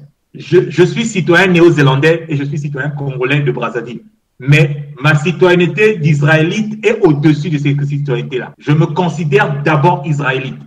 Même mes enfants, quand ils vont à l'école, lorsqu'il y a des événements tels que les fêtes d'Halloween ou les fêtes de Noël ou leur Pâques païennes, mes enfants sont toujours mis de côté parce qu'eux-mêmes savent parler pour dire que nous sommes des Israélites. Donc, lorsqu'il y a Halloween, les enfants ne mettent pas les costumes, on les met dans un coin de la classe, on leur donne un papier, ils se mettent à dessiner. Parce qu'ils sont des Israélites, ils ne vont pas prendre partie aux œuvres infructueuses des ténèbres. Parce que c'est curieux, lorsqu'on parle des fêtes bibliques, l'État n'a jamais subventionné, aucun État au monde va dire que nous allons faire la fête biblique des Israélites dans une école. Mais quand c'est les fêtes païennes, c'est tout le monde qui s'en empare. Et ça devient même une obligation que vous devez faire. C'est bien, il faut le faire, sinon vous ne faites pas partie du groupe. Ça, c'est le monde. Le monde ne peut, Yeshua a dit, le monde ne peut accepter que ce qui appartient. Et il va continuer à rejeter ce qui n'est pas de lui. Et aujourd'hui, beaucoup qui s'appellent chrétiens rejettent ce qui est à Dieu. Et à ce moment-là, où est-ce qu'il se place dans le monde? Je continue donc. La nouvelle alliance, c'est fait avec Juda et Israël. Donc, je vais tout relire encore. J'espère que je peux m'arrêter. Voici les jours viennent, dit l'Éternel, où je ferai avec la maison d'Israël et la maison de Juda une alliance nouvelle. Non comme l'alliance que je traitais avec leur père le jour où je les saisis par la main pour les faire sortir du pays d'Égypte. Ici, il s'agit de l'alliance au mont Sinaï. Il dit, je ne veux pas faire une alliance comme au mont Sinaï, au pays d'Égypte. Alliance qu'ils ont violée. Quoi que je fusse leur maître, dit l'Éternel. Donc, ils ont violé cette alliance, j'étais leur maître, mais ils ont violé mon alliance. Mais voici l'alliance que je ferai avec la maison d'Israël. Après ces jours-là, dit l'Éternel. Je mettrai ma loi au-dedans d'eux. Je l'écrirai dans leur cœur et je serai leur Dieu et ils seront mon peuple. Donc, quand quelqu'un vous dit que la loi de Dieu, la Torah, est abolie, il ne s'inscrit pas dans la nouvelle alliance. C'est une autre alliance avec un autre Dieu peut-être, mais ce n'est pas le Dieu de la Torah qui avait donné cette alliance-là. Parce que quand Yeshua arrive, Yeshua ne sort pas de n'importe où. Ça, c'est la promesse de Yeshua qu'il est en train de faire. Parce que pour faire cette nouvelle alliance, il faut que le sang de Yeshua coule. Il le sait. Et il dit, je ne ferai pas comme cette alliance-là, où j'avais écrit sur la pierre. J'avais écrit sur des papiers, j'avais écrit sur la pierre. Maintenant, je vais écrire sur votre cœur, afin que vous ne puissiez plus oublier ma loi. C'est vraiment contradictoire de prétendre qu'on a le Saint-Esprit et dire en même temps que, à cause du Saint-Esprit que j'ai, la loi de Dieu n'existe pas. La loi de Dieu a été abolie à la croix. Ce n'est pas le Saint-Esprit qui parle, je suis désolé. Il faut qu'on apprenne à se dire la vérité. Maintenant, on continue. On dit, quand j'étais en train de dire tout à l'heure que cette alliance n'est pas totalement, en fait, je dis que la nouvelle naissance n'est pas complète. Nous avons des éléments qui nous permettent de savoir que nous sommes dans le processus de la nouvelle naissance. Mais lorsque la nouvelle naissance est complète, voici le verset suivant qui continue après celui que je viens de lire. Celui-ci n'enseignera plus son prochain, ni celui-là son frère, en disant « Connaissez l'Éternel ».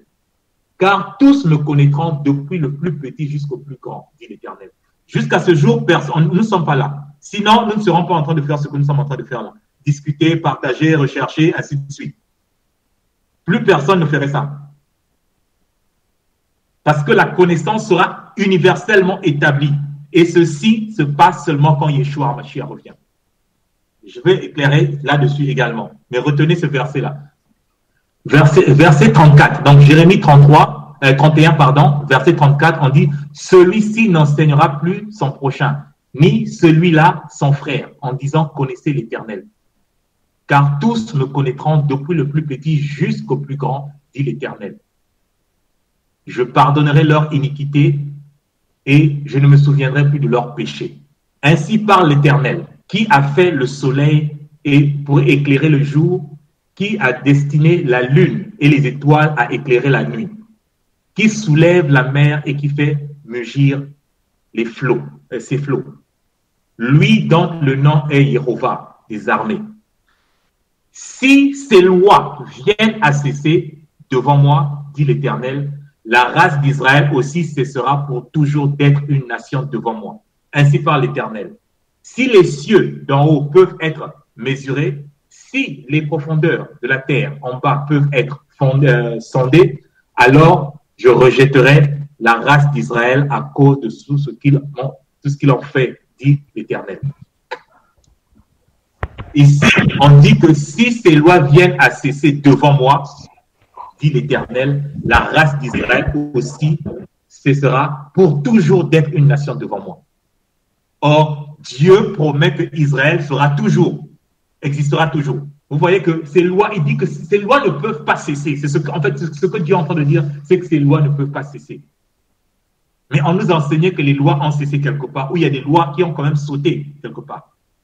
Il y a des lois dont l'application, les conditions d'application ne sont pas là, présentement. C'est comme les lois du temple. On ne peut rien faire au temple parce que le temple n'est pas là. Écoutez,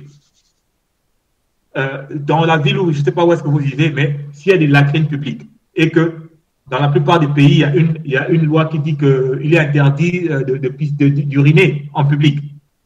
Il faut aller dans les toilettes publiques. Maintenant, imaginez comme au Congo, chez moi, je me rappelle, il n'y a pas de toilettes publiques. En soi, il n'y en a pas beaucoup.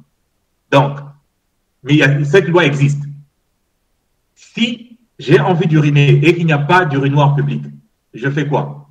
Je vais uriner. Mais quand le policier viendra m'attraper, je vais lui dire simplement que les conditions pour obéir à ta loi n'existent pas. Il n'y a pas de loi parce que il me faudrait avoir un urinoir public pour que je puisse utiliser, parce que la loi dit que vous devez utiliser les urinoirs publics, mais qui n'existent pas. Donc, les conditions d'application totale de cette loi n'existent pas. Mais la loi est toujours là. Qu'on ne veut pas que vous puissiez mettre vos urines en public. Donc, débrouillez-vous. Donc, c'est un peu ce qui se passe en ce moment avec certaines lois qui ne sont pas applicables simplement parce que nous ne sommes pas une nation. C'est comme la lapidation. Les gens me viennent, est-ce que la lapidation, donc toi tu veux qu'on lapide les gens? Je demande souvent, Entre lapider un adultère et envoyer un adultère en enfer, qu'est-ce qui est mieux? Parce que l'enfer, c'est la lapidation éternelle. Là, c'est la lapidation 10 minutes après il est mort. Mais en enfer, il vit sa lapidation éternelle. Et dans tous les sens. Parce que ça, c'est ce que Yeshua est en train de promettre. Il promet l'enfer à l'adultère.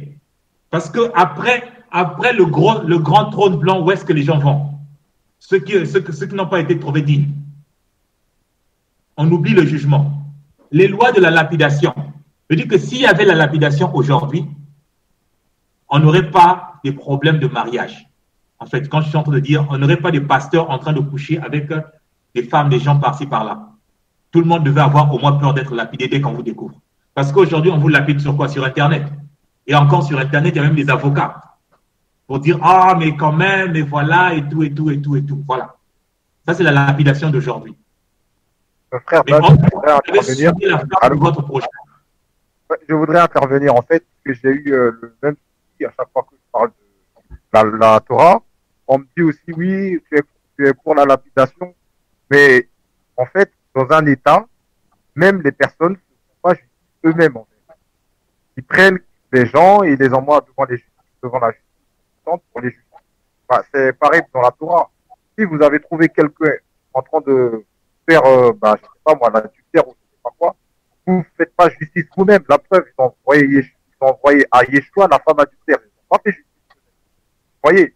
Donc, ils envoient généralement devant le Sanhédrin où il y a un tribunal qui est apte à les juger. Mais à chaque fois que je parle de la Torah, ouais, donc toi, tu es pour la lapidation, donc quand tu vois un péché, tu dois prendre quelqu'un pour le lapider. Ça ne marche pas comme ça. Merci. Merci beaucoup pour le compliment. Et exactement dans le sens que le frère Chamuel est en train d'intervenir. Aujourd'hui, aux États-Unis, nous avons la peine de mort qui est établie. Mais c'est la lapidation. La peine de mort est établie, donc l'État peut tuer quelqu'un pour avoir commis un crime. Et c'est pour ça que je dis que des lois comme la lapidation ne peuvent pas être appliquées parce que Israël n'est pas un État. Nous ne sommes pas dans un État, dans l'État d'Israël biblique. Parce que l'Israël d'aujourd'hui, s'il fallait lapider, vraiment, on va lapider beaucoup de gens parce que je crois que c'est chaque 3 mois ou un truc comme ça, ils ont une gay parade là-bas. Je crois que c'est l'une des plus grosses du monde. Donc, des gens nus, les enfants nus et tout ce monde-là, des PD, des homosexuels et tout ça, en train de défiler dans les rues, de Tel Aviv. Ça, c'est Sodome et Gomorrhe. Ce n'est pas Israël encore. On est dans un processus, mais on n'est pas arrivé. Les gens qui pensent qu'il faut que je fasse un pèlerinage à la Terre Sainte, elle n'est pas sainte. Je suis désolé. C'est bien si vous faites un voyage pour aller apprendre. Après avoir lu votre Bible, vous pouvez aller voir les sites où est-ce que les choses se passaient, ainsi de suite, et vous pourrez comprendre un peu où se trouvent les sites, à quoi servent ces sites-là, est-ce que c'était ça les vrais sites? Parce qu'il y a des sites, quand vous disent que non, c'est ici que Yeshua a été, il n'a jamais été là. Il y a des trucs qu'on a inventés pour les touristes. Les gens veulent se faire de l'argent, c'est tout. Mais si vous lisez votre Bible, vous verrez qu'il y a des sites qui ne sont pas à la place où on dit qu'ils sont. Donc voilà. Donc, revenons à nos moutons. Je disais que Jérémie 33 nous enseigne que la loi ne peut pas être abolie. Donc, y compris également la loi de la lapidation. Elle n'est pas abolie. Simplement, les conditions comment on appelle ça? Les conditions de son application ne sont pas encore remplies. Parce que c'est comme le frère a dit, il fallait avoir le Sanhédrin. Quand on a le Sanhédrin, c'était un collège peut-être de près de 70 membres qui devaient statuer sur des cas de ce genre-là. Donc, on ne décidait pas de la mort de quelqu'un comme ça. Et il fallait avoir des témoins, il fallait faire des enquêtes pour voir que les faits sont réellement avérés. Et quand les faits étaient réellement avérés, on procédait à la lapidation. Et quand on avait lapidé comme ça, je crois qu'on ne lapidait pas tous les jours. En fait, si on essaie de voir dans l'histoire, il y a eu des lapidations peut-être chaque 300 ans. Donc, lorsqu'il y avait une lapidation, il n'y avait plus d'homosexuels, il n'y avait plus d'adultère, il n'y avait plus d'impudicité, c'était fini, la terre était propre, jusqu'à ce qu'elle se salisse encore. Mais aujourd'hui, puisque nous n'avons pas ce genre de loi, qu'est-ce qui se passe? Regardez, les chrétiens divorcent au même rythme, ou peut-être plus que les païens. Il y a le divorce tous les jours. Pourquoi? Parce que un tel a couché avec un tel, on a attrapé un tel avec un tel. Voilà, c'est tout le temps comme ça. Pourquoi? Parce que le chrétien qui était censé connaître la loi dit que la loi n'existe pas. Mais si quand il comprenait que là, si Moïse ne me lapide pas, Yeshua va me lapider. Parce que Moïse dit que, la loi de Moïse dit que si quelqu'un est trouvé en flagrant délit d'adultère, il sera lapidé. Yeshua dit, moi le flagrant délit commence quand tu es en train de penser à ça. Tu as regardé la sœur, tu as commencé à penser à ça, flagrant délit. Moi je commence déjà. Là, la route de l'enfer est ouverte. Mais les gens vont dire, vous voyez, il a annulé la lapidation à cause de la femme adultère. Non. Avec la femme adultère, il y avait beaucoup de vices de procédure. Il y avait beaucoup de vices de procédure. Avec la femme adultère, il n'y avait pas, en fait, avec la femme adultère, il fallait montrer avec qui la femme adultère avait fait l'adultère. Il n'y a pas eu, on n'a pas produit la deuxième personne. Donc, c'était une fausse histoire déjà. Et ensuite, Yeshua, connaissant, pouvant lire les pensées des gens, savait que c'était un piège. On a dû piéger cette femme-là afin de la présenter comme étant coupable devant Yeshua. Et Yeshua n'avait que deux choix. S'il dit qu'il faut la lapider par rapport à la loi de la Torah, qui serait d'abord une mauvaise interprétation, on devait rapporter cela aux Romains afin que les Romains puissent le condamner, puisqu'il est en train d'inciter au meurtre. Et s'il dit qu'on ne peut pas la lapider, on va dire que tu es un faux prophète puisque tu n'es pas en train de faire respecter la Torah. Parce que encore, Deutéronome 13 nous dit comment est-ce qu'on reconnaît un vrai serviteur ou un faux serviteur de Dieu. Comment est-ce qu'on reconnaît un vrai prophète ou un faux prophète. Donc, même si quelqu'un vient faire des miracles, ça c'est ce que Deutéronome dit en général, Deutéronome 13. Si quelqu'un vient faire des miracles, mais après il cherche à vous égarer de la voie de Dieu, c'est un faux prophète. Et Dieu dit même que ça peut être moi-même qui l'ai envoyé pour venir vous séduire, afin que vous puissiez pour voir si vous allez suivre ma voie ou pas. C'est un test. Donc, quand il y a un miracle, ça ne veut pas dire que Dieu est là. Quelqu'un peut avoir des prophéties, ça ne veut pas dire que ça vient de Dieu. Ces prophéties peuvent se réaliser. C'est ce que Deutéronome 13 dit. Les prophéties, quand vous dites, ou le rêve, quand le diseur de rêve ou le rêveur de rêve vient vous dire que j'ai rêvé ceci, et ça arrive exactement comme il a dit, et qu'après, il ne soutient pas la Torah, c'est un faux prophète. Maintenant, vous pouvez compter combien de faux prophètes vous avez autour de vous. Concernant la femme adultère, normalement, Yeshua n'était pas habilité à juger. Il était dehors, ça fait un point et il ne fait pas partie du Sanhédrin. Ça, c'est, à mon avis, ça doit être un piège déjà. Et la Torah dit que l'homme et la femme, surpris en flagrant délit d'adultère, devront être lapidés. Mais là, les pharisiens, ils ont mis pour le tester ou pour le piéger, je ne sais plus quoi trop, mais il a ramené juste la femme, pas l'homme. Donc déjà, il y avait un problème déjà avec la loi. Là. Parce que normalement, c'est l'homme et la femme qui sont censés être lapidés. Si il envoie juste la femme seulement, il n'y a pas de lapidation possible. Merci. Merci.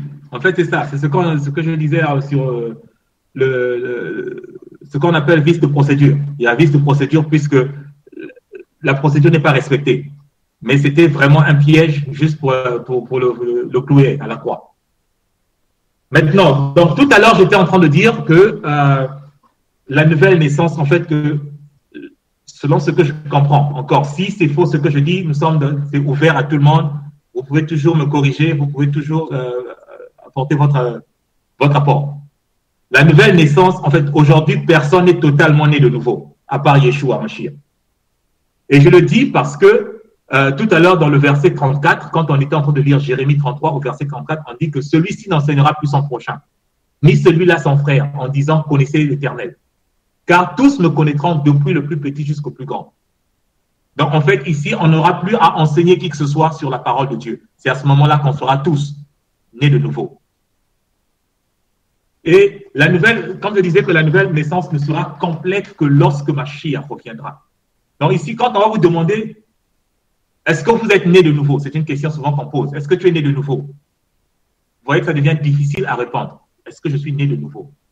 Parce que tel que je conçois, ça c'est ma compréhension des textes bibliques, nous sommes encore dans la matrice Et nous avons les éléments comme le Saint-Esprit et la parole de Dieu pour former, en fait, pour produire les fruits jusqu'à ce que nous ayons atteint la stature parfaite de Mashiach. Et on n'atteindra pas la stature parfaite de Mashiach maintenant. On attendra la stature parfaite de Mashiach quand lui viendra. Parce qu'on peut vivre 300 ans hein, avec la parole de Dieu. Je ne sais pas s'il y aura quelqu'un qui dira que non, moi, quand j'ai eu 150 ans, le péché, c'était plus mon problème. Je ne péchais plus après 150 ans. Je ne sais pas si on peut... Bon, il y a des Enoch parmi nous peut-être, je ne sais pas, je ne sous-estime pas les gens, mais ça serait quand même difficile dans le monde dans lequel nous vivons.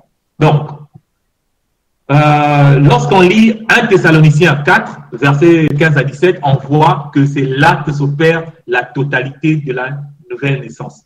Yeshua HaMashiach revient et qu'est-ce qui se passe? Nous sommes des êtres spirituels désormais. Voici ce que 1 Thessaloniciens 4, versets 15 à 17 dit. Je crois que tout le monde connaît ce verset. Car nous croyons que Yeshua est mort et qu'il est ressuscité.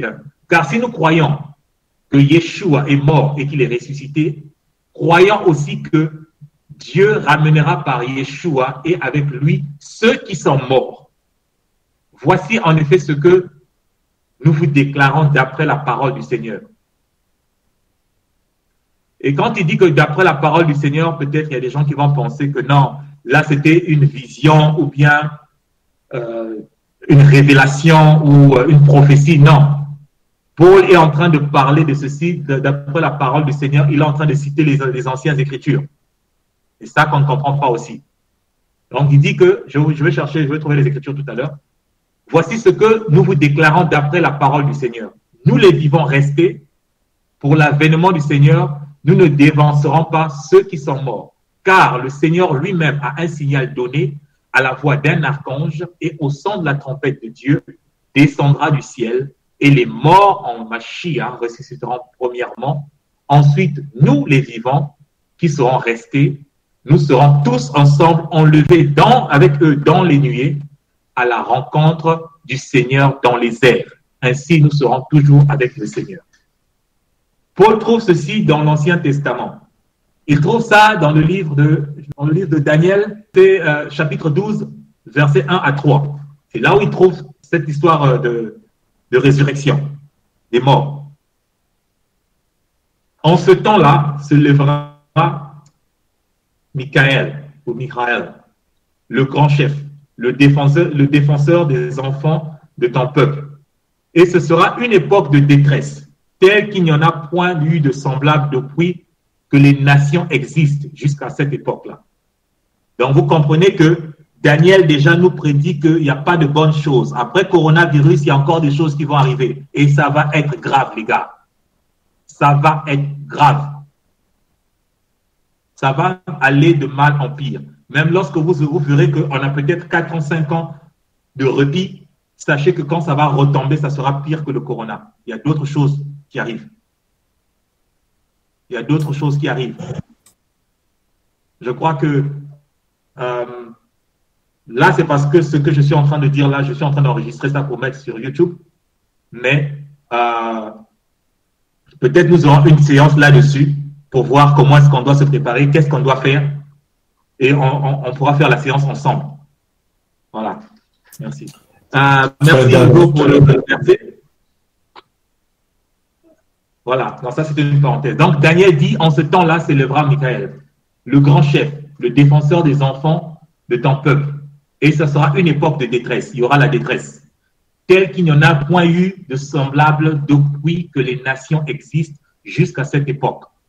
En ce temps-là, ceux de ton peuple qui seront trouvés inscrits dans le livre seront sauvés. Plusieurs de ceux qui dorment dans la poussière de la terre se réveilleront, les uns pour la vie éternelle et les autres pour l'opprobre, pour la honte éternelle. Ceux qui auront été intelligents brilleront comme la splendeur du ciel. Et ceux qui auront enseigné la justice à la multitude brilleront comme les étoiles à toujours et à perpétuité. Vous comprenez que ce que Paul est en train de dire, ce n'est pas des choses qu'il prend, ce sont des visions. Il connaissait la Torah par cœur. Il connaissait le Tanakh par cœur. Et dans Ésaïe 26, verset 19, dans la Bible, selon la version de la Bible Martin, ce verset-là est traduit de plusieurs manières. Vraiment de plusieurs manières. Mais ça, c'est la manière que je trouve la plus proche de l'hébreu. Tes morts vivront, même mon corps mort vivra. Ils se relèveront. Réveillez-vous et réveillez-vous et vous réjouissez avec chant de triomphe, vous habitants de la poussière, car ta rosée est comme la rosée de l'herbe et la terre jettera dehors ses trépassés. Donc ici encore, on dit que ceux qui sont morts, la terre va les rejeter. Ici, ce sont des gens qui vont être ressuscités. Donc, c'est à cette résurrection-là où nous aurons, merci pour le verset encore, Hugo, je suis en train de chercher. Donc, nous aurons le verset 1 Corinthiens, verset 15. On va prendre verset, verset 34 à 37, 34 à 57. Donc, on dit, revenez à vous-même, comme il est convenable. Ne péchez point, car quelques-uns ne connaissent pas Dieu. Je le dis à votre honte. Mais quelqu'un dira, comment les morts ressuscitent-ils et avec quel corps reviennent-ils? Ça, c'est-à-dire quand la résurrection arrive, c'est là que la nouvelle naissance est complète. Avant de continuer à lire, j'aimerais dire ceci. Quand Dieu nous donne la loi, il nous donne son Esprit Saint et il a circoncis notre cœur, c'est pour que nous puissions produire des fruits ou des œuvres. Et je répète encore, au jugement dernier, attendez, j'accepte quelqu'un là, au jugement dernier, nous serons jugés en fonction de nos œuvres. On ne va pas nous juger en fonction de la foi. Parce qu'encore, il faut comprendre qu'est-ce que la foi. Attendez, on va voir qu'est-ce que la foi. Je crois qu'il y a un bon verset qui dit ce que c'est que la foi. Hébreux 11, 1. Je vais repartir d'abord à Hébreux 11, 1. Donc, ici, on dit, or, la foi est une ferme assurance des choses qu'on espère, une démonstration de celles qu'on ne voit pas. Ça, c'est ce qu'on nous dit de la foi. Et on nous a répété ça dans les églises sans nous expliquer exactement ce que ça veut dire, si ce n'est que c'est le miracle qui va arriver. Une démonstration des miracles. C'est les miracles qu'on ne voit pas. Ce n'est pas ce que Paul dit ici. Paul, ce n'est pas un petit garçon léger. On dit que c'était un maître de son époque. Et on ne peut pas comprendre ça avec ce genre de légèreté. Quand il dit « Or, la foi est une ferme assurance des choses qu'on espère, une démonstration de celles qu'on ne voit pas. » Les choses qu'on espère, ce sont des choses qui sont écrites dans la parole de Dieu. Les choses qu'on espère, ce sont les promesses de Dieu. Et lorsqu'on parle des promesses de Dieu, je vous répète toujours que la clé pour comprendre la moitié de ce que Paul dit, c'est Deutéronome 28. Quand on a lu Deutéronome 28, on a compris, vous allez comprendre tout ce qu'il parle, il aime ce verset-là parce que ça, c'est le verset dans lequel la malédiction et la bénédiction d'Israël est liée. Et chaque fois qu'il parle de nous sommes maudits ou maudit celui qui est à la croix ou je ne sais pas quoi, il va à Deutéronome 28. Quand il dit que le peuple est sous la malédiction, Deutéronome 28. La bénédiction, Deutéronome 28. Quand on commence à lire, qu'est-ce que la foi? La foi, c'est une ferme assurance des choses qu'on espère. Donc, nous avons une ferme assurance, nous avons cette croyance que ce que Dieu a dit, nous pouvons espérer en cela. Qu'est-ce que Dieu a dit dans Deutéronome 28? Si tu obéis aux lois que je te donne aujourd'hui. Attends, allons lire ça. C'est souvent intéressant de le lire. Deutéronome 28. On dit, si tu obéis à la voix de l'Éternel ton Dieu. Ça, c'est verset 1. En observant et en mettant en pratique ces commandements que je te prescris aujourd'hui, l'Éternel ton Dieu te donnera la supériorité sur toutes les nations de la terre. Voici les bénédictions qui se répandront sur toi et qui seront ton partage lorsque tu obéiras à la voix de ton Dieu. Tu seras béni dans la ville, tu seras béni dans les champs, le fruit de tes entrailles, le fruit de ton sol, le fruit de ton troupeau, les portées, le gros menu, toutes ces choses seront bénies. Nous aimons bien réciter ces choses-là en oubliant le premier verset et le deuxième verset qui disent que si tu obéis, toutes les bénédictions bibliques sont conditionnées par l'obéissance. Il y a toujours un si, il y a toujours une condition. Mais on a réussi à nous faire croire que la condition a été enlevée. On peut déjà aller, tu seras béni, les fruits de mes entrailles seront bénis, ainsi de suite. Mais je n'obéirai pas la loi parce que la loi n'est pas là. C'est une loi, ce qu'on donne là. Donc, on peut continuer si tu obéis. On dit que l'Éternel te donnera la bénédiction, ordonnera la bénédiction d'être avec toi dans tes greniers, etc., etc. Ça, c'est si tu obéis. Après, il arrive au verset 15. Deutéronome 28, il dit, mais si tu n'obéis point à la voix de ton Dieu, si tu n'observes pas et ne mets pas en pratique tous ces commandements et toutes les lois que je te prescris aujourd'hui, voici les malédictions qui viendront sur toi et qui seront ton partage. Donc, que ce soit la bénédiction, que ce soit la malédiction, c'est conditionné par l'obéissance ou la désobéissance. Ça, c'est la parole de Dieu. Maintenant, lorsqu'on va voir qu'est-ce que la foi est une ferme assurance des choses qu'on espère dans ce que Dieu a demandé. Donc, si nous sommes obéissants, nous pouvons espérer que nous serons bénis dans notre grenier, nous serons bénis dans les champs, nous serons bénis dans la ville, parce que nous avons été obéissants. Si nous sommes désobéissants, effectivement, la malédiction va découler de cela. Donc, la foi est une ferme assurance de la loi. En quoi je crois. Ce n'est pas une ferme assurance en machin. Maintenant, quand on dit, c'est une démonstration des choses qu'on ne voit pas. Il s'agit de démontrer les œuvres. Les œuvres c'est des choses cachées. Vous pouvez être une bonne personne, mais si vous avez les mains croisées devant la veuve et l'orphelin, je ne sais pas comment est-ce qu'on va déterminer si vous obéissez à la loi de Dieu ou pas. Parce que c'est ça la démonstration des choses qu'on ne voit pas. Le bien, la parole qui est en toi, tu démontres cela par tes œuvres. Ce n'est pas une démonstration des miracles.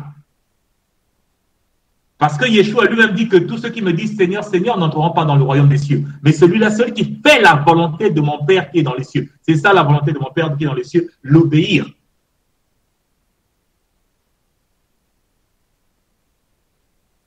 Donc, si nous n'obéissons pas, nous n'avons pas la foi. Parce que la foi, c'est mettre en exécution ces paroles-là. C'est mettre en exécution ce que Dieu dit. Attendez, Éphésiens. J'ai un verset là qui me vient, Éphésiens. J'ai un verset qui me vient là, Éphésiens 2, 8. Éphésiens 2, 8. Parce que ça également, souvent quand on parle, on va te dire non. Éphésiens 2, 8. Souvent quand c'est comme ça, c'est parce que je sais que les gens aiment bien contester la vérité en prenant un autre verset qu'ils n'ont pas compris pour essayer de contester. Éphésiens 2, 8. Car c'est par la grâce que vous êtes sauvés, par le moyen de la foi. Et cela ne vient pas de vous. C'est le don de Dieu. Donc on va dire, vous voyez, c'est le don de Dieu, donc on ne fait rien. Mais on arrête là, on ne lit jamais la suite. Si on pouvait seulement lire la suite et ne pas s'arrêter à un petit verset, on devait un peu mieux comprendre ces choses. Ce n'est point par les œuvres, afin que personne ne se glorifie. Maintenant, il continue. Car nous sommes son ouvrage, ayant été créés en Yeshua HaMashiach pour de bonnes œuvres que Dieu a préparées d'avance afin que nous les pratiquions. Donc, Dieu a préparé, nous sommes sauvés par la foi, par la grâce au moyen de la foi. Et nous avons vu c'est quoi la foi tout à l'heure, pour les bonnes œuvres, afin que nous pratiquions ces bonnes œuvres. Et qu'est-ce qu'on dit? Pour que Dieu a préparé d'avance afin que nous les pratiquions. Les bonnes œuvres ont été préparées d'avance. C'est la Torah qui a préparé ces bonnes œuvres pour que nous puissions les pratiquer. Bon, je continue. C'était une grande parenthèse. Donc, je reviens encore à la nouvelle naissance, mais on ne peut pas naître sans obéir à la loi de Dieu. C'est impossible. Donc, dans la nouvelle naissance, quand je dis la nouvelle naissance, dans 1 Corinthiens 15, verset 34, on dit « Revenez à vous-même, comme il est convenable, et ne péchez point, car quelques-uns ne connaissent pas Dieu. Je le dis à votre honte. Mais quelqu'un dira, comment les morts ressuscitent-ils? Et avec quel corps reviennent-ils? Insensé. Ce que tu sèmes ne reprend point vie s'il ne meurt. Donc ici déjà, pour avoir la nouvelle naissance, c'est soit on meurt, soit on est transformé avec le corps glorifié. Avec ce corps-là également, nous ne pouvons pas entrer dans le royaume des cieux. Ce n'est pas possible. Parce que Yeshua dit à Nicodème, Yeshua dit, si tu ne nais d'eau et d'esprit, tu ne peux pas entrer dans le royaume de Dieu. Donc, tu peux avoir reçu l'eau et l'esprit, mais il faudra recevoir le corps glorifié pour entrer dans le royaume des cieux. Pour l'instant, comme Paul le dit tout le temps, nous avons cet espoir-là. Donc, nous pouvons nous identifier comme étant des citoyens du royaume des cieux, mais le processus de la nouvelle naissance en tant que tel n'est pas complet jusqu'à ce que ce corps soit arraché et enlevé pour être revêtu avec un nouveau corps, c'est-à-dire l'Esprit de Dieu qu'il a mis. Et la parole de Dieu qu'il a mis en nous va revêtir un corps éternel, de telle sorte que nous obéirons toujours à Dieu. Yeshua dit que les fils de la résurrection seront semblables à des anges. Donc, il faudra que nous devenions comme des anges pour entrer dans le royaume des cieux. Il n'y aura personne avec ce corps de poussière que nous glorifions tant qui va entrer dans le royaume des cieux. Ce corps de poussière va rester. Ce qui est important, c'est ce qui est dedans, la valeur intrinsèque qui a été bâtie par les œuvres que nous avons faites. La foi, c'est comme je dis toujours, la foi, c'est comme la sève d'un arbre. Mais la sève, c'est pour nourrir l'arbre afin que l'arbre puisse produire des fruits. Et Yeshua, dans son enseignement, insiste que tout bon arbre produit du bon fruit et un mauvais arbre produira du mauvais fruit. Et c'est par nos fruits qu'on va nous reconnaître. Et lui aussi, c'est par nos fruits qu'il va nous juger. Les fruits, ce sont les œuvres. Mais on nous dit que les œuvres ne peuvent pas nous sauver. Pourtant là, on nous dit qu'il y a des œuvres qui ont été créées pour que nous les pratiquions. Donc, vous allez voir que plus nous allons avancer dans nos études bibliques, vous allez vous rendre compte que le christianisme dit une chose et son contraire. Et souvent, on ne veut pas visiter les versets qui opposent la doctrine établie. Donc, quand ils ont une doctrine, et puis on dit, mais il y a le verset là qui semble dire le contraire par rapport à ce qu'on fait là. Ils vont simplement ignorer ce verset. Ça, ce n'est pas une méthode de recherche complète de la vérité. Quand on recherche la vérité, c'est pour ça que je me méfie des gens qui vont, il te dit que je veux faire une semaine pour rechercher un sujet, et puis il ramène la réponse, que voilà, c'est ça la doctrine. Généralement, ils se trompent. Et ceux qui sont honnêtes, 6 mois après, il va te dire, mon frère, je m'étais trompé. Et j'ai beaucoup de frères qui sont sincères, qui après 6 mois, ils disent, oh, je m'étais trompé, je t'avais dit. Parce qu'en une semaine, tu ne peux pas trouver ça. Il te faut prendre le temps de mâchouiller. Ici, je crois que plusieurs sont si certains ont la mémoire, il y a des questions qui m'ont été posées, j'ai dit que je suis encore en train d'étudier. Mais si je vous dis, ça fait combien de temps que je suis en train d'étudier la question, parfois ça fait 4 ans que je suis sur la question. Mais je ne trouve pas de réponse. Mais puisque je n'ai pas de réponse, ça ne veut pas dire que je ne dois plus croire à cela. Je me dis, bon, Seigneur, jusqu'à ce que tu me révèles la chose. J'attendrai. Le calendrier, j'ai attendu 3 ans sans calendrier. J'ai prié et j'ai attendu. J'ai dit, jusqu'à ce que tu me donnes le calendrier, je ne ferai rien. En fait, je ferai les fêtes avec le calendrier de qui me visite. Ou comme je le bon me semble. Mais je ne suis pas en paix comme ça parce que j'aimerais que je sois là à tes moadim. C'est-à-dire quand ce sont les temps que toi tu as fixés. Donc, c'est comme ça que nous devons marcher avec l'Éternel. Et lorsque nous recherchons la vérité, s'il y a un verset qui semble opposer l'autre, il ne faut pas fermer les yeux sur le verset qui semble dire autre chose. Parce que c'est ce que la tactique aujourd'hui, même lorsque je poste mes vidéos, pourtant j'ai dit quelque chose par rapport à un verset. La personne ne va pas venir dire le contraire sur ce que j'ai dit au verset. Il va me chercher un autre verset qu'il a exactement mal compris pour dire, mais ça dit ceci. Maintenant, puisque mon verset dit le contraire de ce que tu dis, donc il y a une partie de la Bible qu'on doit jeter. Ou bien, est-ce qu'on doit mettre les deux versets sur la table et les étudier pour voir est-ce qu'ils s'opposent ou pas? Parce qu'il faut avoir cette honnêteté intellectuelle et spirituelle d'accepter que non, là, il y a une opposition. Et il y a des versets où je me dis, il y a une opposition là. Mais au fur et à mesure qu'on étudie, on se rend compte que non, il n'y avait pas l'opposition. Je n'avais pas compris le fond de ce qu'il disait ici. L'Église aujourd'hui est divisée depuis l'Antiquité à cause de Paul et Jacques. L'Église, par exemple, presbytérien et catholique ont suivi Jacques. Et nous avons l'Église, comment ça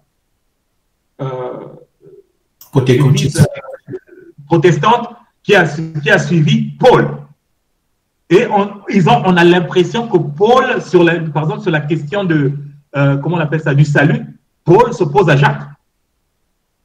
Paul dit que c'est par la foi. C'est seulement par la foi, pas par les œuvres. Là, nous venons de bien lire. Par la foi, il dit pour pratiquer les œuvres. Et Jacques également dit que quand tu es sauvé, et de même, on oublie d'examiner à quel type d'audience ils sont en train de parler, quel est le problème qu'ils sont en train de régler. On ne voit pas ces détails-là. Et nous ratons beaucoup des pépites d'or en passant. Et nous développons une compréhension qui est la nôtre, plein de contradictions, mais on va accepter une certaine doctrine et le reste, on va laisser tomber. Oh là là, il y a une sœur qui demande comment faire le Shabbat avec nous, mais on est déjà en plein Shabbat. Pauvre Gloria.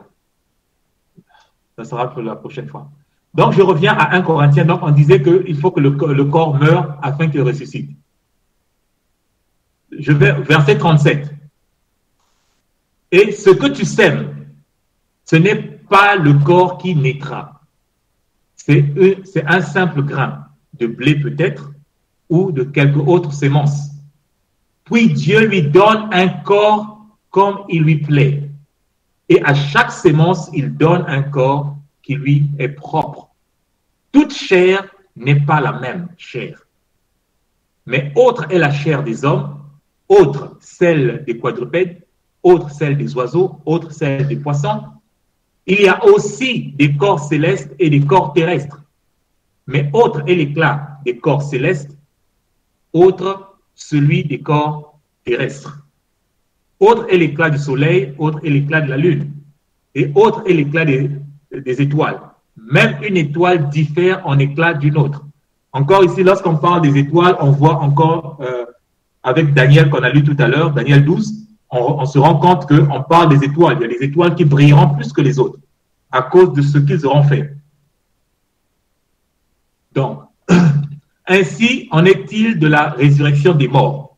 Le corps semé corruptible, le corps est semé corruptible, il ressuscite incorruptible. Ici, les gens pensent que lorsqu'on est rentré dans les eaux du baptême, on ressort de ces eaux du baptême incorruptibles. Non, on est encore corruptible. On tombe encore malade. On arrive encore à mentir après notre baptême. On arrive encore à voler, à escroquer les gens. On arrive encore à forniquer, pour certains, à aller jusqu'à l'adultère après les eaux du baptême. Donc, on est encore vraiment dans la corruptibilité. Et là, on s'appelle encore disciple de Mashiach. L'incorruptibilité nous sera donnée à la fin, lorsque ce corps aura revêtu le corps de l'immortalité. Je continue. Verset 43. Il est semé méprisable, il ressuscite glorieux. Il est semé infirme, il ressuscite plein de force. Il est semé corps animal, ce que nous sommes, il ressuscite corps spirituel. Et c'est ça, corps spirituel, c'est le mot que je cherchais. Naître d'eau et d'esprit. Nous avons l'esprit de Dieu en nous qui nous prépare à devenir ce corps spirituel. Autrement, Dieu est bon. Il peut donner le corps spirituel à tout le monde, même à ceux qui ont passé leur vie à le rejeter. Il peut le faire. Mais ces personnes ne seront pas prêtes à supporter ce corps. Parce qu'il est un corps spirituel. C'est pour ça que nous avons besoin de cet entraînement pendant que nous sommes en vie. C'est-à-dire notre mental, même si c'est pour 2 jours avant ta mort, le mental est déjà prêt pour recevoir ce qui est spirituel. Parce que ce n'est pas le nombre des actions que tu vas commencer à faire. Mais c'est d'abord la disposition de ton cœur. Comment est-ce que tu as disposé ton cœur? Parce qu'il y a une chose. Et cela, moi, je l'ai remarqué dans mes prières. Il y a des moments où je prie à Dieu et je lui demande quelque chose avec instance. Il y a des moments où je veux même pleurer. Et mon cœur sait que, bon, mais c'est pas le doute. Mais il y a des moments où je prie et je demande à Dieu quelque chose. Et je sais qu'en demandant cela, je dis que tu me donnes ça, je transforme ça. C'est pour tel but exactement. Et ce but, c'est réellement pour changer ma vie, pour changer la vie des autres, pour changer. À ce moment-là, je vois la prière. En fait, Dieu est rapide. Il est extrêmement rapide. Quand on sait comment, je vous assure, il est extrêmement rapide quand on sait le toucher. Mais c'est la manière de le toucher. Parfois, nous faisons une repentance à moitié. Dieu n'aime pas ça. Mais lorsque nous nous sommes repentis totalement et que vraiment, à cet instant-là, nous pensons réellement, c'est-à-dire que Seigneur, je te donne ma vie, j'ai besoin de ceci. Je ne parle pas des biens matériels ou machin et tout ça, parce que souvent nous sommes attirés que donc tu me donnes, ça peut marcher aussi. Donc tu me donnes ce diplôme-là, ou bien tu me donnes ce travail-là et je ferai ceci. Essayez ça. Vous verrez que ça marche. Si vous êtes sincère avec votre résolution et que votre résolution est réellement biblique. Parce qu'il y a une chose. Lorsque nous faisons des prières, nous devons nous rendre compte, est-ce que notre prière va dans le sens de Dieu? Est-ce que c'est dans la volonté de Dieu? Et comment est-ce qu'on sait que c'est dans la volonté de Dieu? C'est par rapport à sa parole. Et quand nous avons raté la volonté de Dieu dans nos prières, Dieu n'exauce jamais. Pourtant, notre but peut être légitime, mais il n'exauce pas parce que c'est pour satisfaire ta chair que tu le fais. Et quand c'est comme ça, vous voyez comment Dieu agit et il agit extrêmement vite. Extrêmement vite. Et je l'ai vu agir dans ma vie extrêmement vite quand je me suis bien comporté dans mes prières. Et je l'ai vu agir extrêmement lent et parfois jusqu'à me mettre dans des situations compliquées pour me faire comprendre que je priais mal et que je me comportais mal par rapport à ce que je suis en train de demander. Souvent, quand on prie, il faut aussi demander à Dieu: enseigne-moi à prier selon ta volonté, que je puisse demander selon ta volonté, que je puisse voir la nécessité de ce dont j'ai besoin réellement. Et nous devons aussi apprendre à nous contenter de ce que nous avons, ce que l'Église n'enseigne plus aujourd'hui malheureusement. Parce que nous vivons, et je vous assure, tout à l'heure, je vous ai dit que les temps difficiles arrivent. Je ne suis pas prophète. Je ne suis pas prophète, je suis tout sauf prophète. Mais des temps difficiles arrivent. Et pour les personnes qui sont incapables de se contenter du nécessaire, ça va commencer à être difficile pour beaucoup. Pour ceux qui doivent toujours avoir un extra parce qu'on a une certaine image qu'on doit défendre par rapport à la société. Il y a des gens qui vont se corrompre à cause de cette image qu'ils veulent garder. Il faudra apprendre à se contenter de soi parce que des temps difficiles arrivent. Ce qui est important, c'est avoir son nom écrit dans le livre, comme nous avons vu dans Daniel 1 et 2 là. Daniel 12, 1 et 2. C'est se rassurer que mon nom est écrit dans le livre de vie. Les temps difficiles arrivent. Ça sera mondial. Mais il y a des choses que nous pouvons faire pour échapper ou pour aider les gens à échapper. Il y a beaucoup de choses que nous pouvons faire. Maintenant, nous avons le temps, un peu de temps qui reste. Nous en parlerons une autre fois. Verset 45. C'est pourquoi il est dit: le premier homme, Adam, devint une âme vivante. Le dernier Adam est devenu un esprit vivifiant. Et c'est ça, la nouvelle naissance. Nous allons devenir des esprits. C'est-à-dire, Yeshua est devenu un esprit vivifiant. Nous devenons également un esprit, nous sommes également vivifiés par cela. Parce que nous serons comme lui. Nous serons comme lui, tel qu'il est, tel que nous serons. C'est-à-dire, nous aurons la connaissance qu'il veut que nous puissions avoir. C'est comme on dit, plus personne n'enseignera qui que ce soit sur la parole de Dieu. Parce que tous la connaîtront. Nous serons capables de traverser les murs avec son corps. Comme le corps qu'il a, nous serons capables de le faire. Nous serons capables de manger et de nous envoler, etc., etc. Parce que nous serons comme les anges. Ça, c'est la nouvelle naissance totale. Et avec Avec cette condition-là, parce que déjà, quand Yeshua revient, quelle est la première chose que nous faisons? Aussitôt que nous avons revêtu le corps, nous allons à sa rencontre. Encore. Une erreur que nous devons rectifier. On nous a enseigné que quand Yeshua vient, il nous prend et puis hop, on est parti dans le paradis au ciel. Ce n'est pas ce qui se passe. Paul dit que lorsque Mashiach viendra, au son de la trompette, on sera ressuscité, on ira le rencontrer dans les airs, dans les nuées.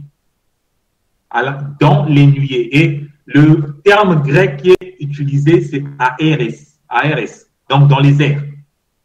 Si c'était dans le ciel, pour aller dans le ciel, dans les cieux sidéraux, on l'appelle, on dit Ouranos en grec. Et ce n'est pas le mot qu'il a utilisé. Il n'a pas dit Ouranos, il a dit aéres.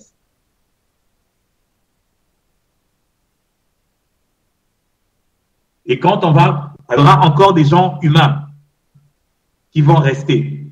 Et c'est ce petit nombre qui va se multiplier pendant les 1000 ans pour donner la dernière chance à l'humanité. Après que Mashiach lui-même, en tant que roi sur terre, avec le diable étant attaché pour 1000 ans, il va maintenant enseigner les nations. L'Apocalypse dit qu'il va paître les nations avec une verge de fer. Il va les casser. Là où on ne va pas respecter, la Torah sera respectée. Vraiment, j'aimerais vivre dans cette nation-là. En fait, sur cette terre-là. Où il n'y aura pas des gens qui seront là à nous rendre esclaves du matin au soir. Ils ne dorment, c'est-à-dire, je comprends maintenant ce que la Bible disait. J'avais du mal à comprendre ça, mais maintenant je comprends quand la Bible disait qu'il y a des gens qui méditent le mal jour et nuit. Je me demandais, qui est celui-là qui ne dort pas pour méditer le mal jour et nuit? Maintenant, je me rends compte que oui, il y a des gens comme ça. Ils ont assez d'argent pour vivre pendant 1000 ans ou 1500 ans sans avoir besoin de travailler avec leurs milliards, mais ils ne dorment pas pour voir comment est-ce qu'ils vont mettre le frère Dan et les autres en esclavage. Ça, c'est ce que je ne comprends pas. Ils ne dorment pas. Ils font des réunions matin, midi, soir pour savoir, nous avons déjà assez d'argent, mais ça ne nous rend pas heureux. Nous devons asservir l'humanité tout entière. Et maintenant, je me rends compte, mes yeux s'ouvrent pour voir que oui, il y a des gens comme ça. C'est grave. Donc, voilà, un peu pour résumer ce que nous avons dit ce soir. S'il y a des questions, on va... Merci, vraiment, ce soir, les gens étaient calmes. Ça permet un peu d'avoir une meilleure... comment dirais-je, un meilleur audio pour les autres, parce qu'il y a les autres qui demandent souvent de suivre l'audio, qui n'ont pas pu se connecter, donc ça leur permettra également de suivre ce que nous avons dit. Voilà. Donc, pour résumer ce que nous avons dit aujourd'hui, c'est que la nouvelle naissance, ce n'est pas quelque chose que Yeshua a amené. Ce n'est pas une nouvelle doctrine. Et il le démontre à Nicodémus. Et quand on cherche un peu plus loin, on trouve que Ézéchiel 36, versets 25 à 27, nous dit que il nous faut naître d'eau et d'esprit pour obéir à la parole de Dieu. En fait, la nouvelle naissance, c'est Dieu qui réunit les conditions afin que nous puissions obéir à sa parole. Et c'est ça la nouvelle alliance. Et nous avons également vu un peu que la nouvelle naissance ne sera complète que lorsque il y aura la résurrection, lorsque nous aurons atteint la perfection, lorsque nous serons, comme Paul dit, tel que nous le connaîtrons tel que nous avons été connus. Nous allons avoir la connaissance pleine de Dieu. Et à ce moment-là, nous n'aurons plus besoin d'enseigner qui que ce soit ou d'être enseigné par qui que ce soit parce que nous le reconnaîtrons. Nous le connaîtrons déjà. Je vais achever là pour ce soir. Et s'il y a des questions, on pourra continuer. S'il n'y a pas, on peut faire la causerie. J'ai le temps.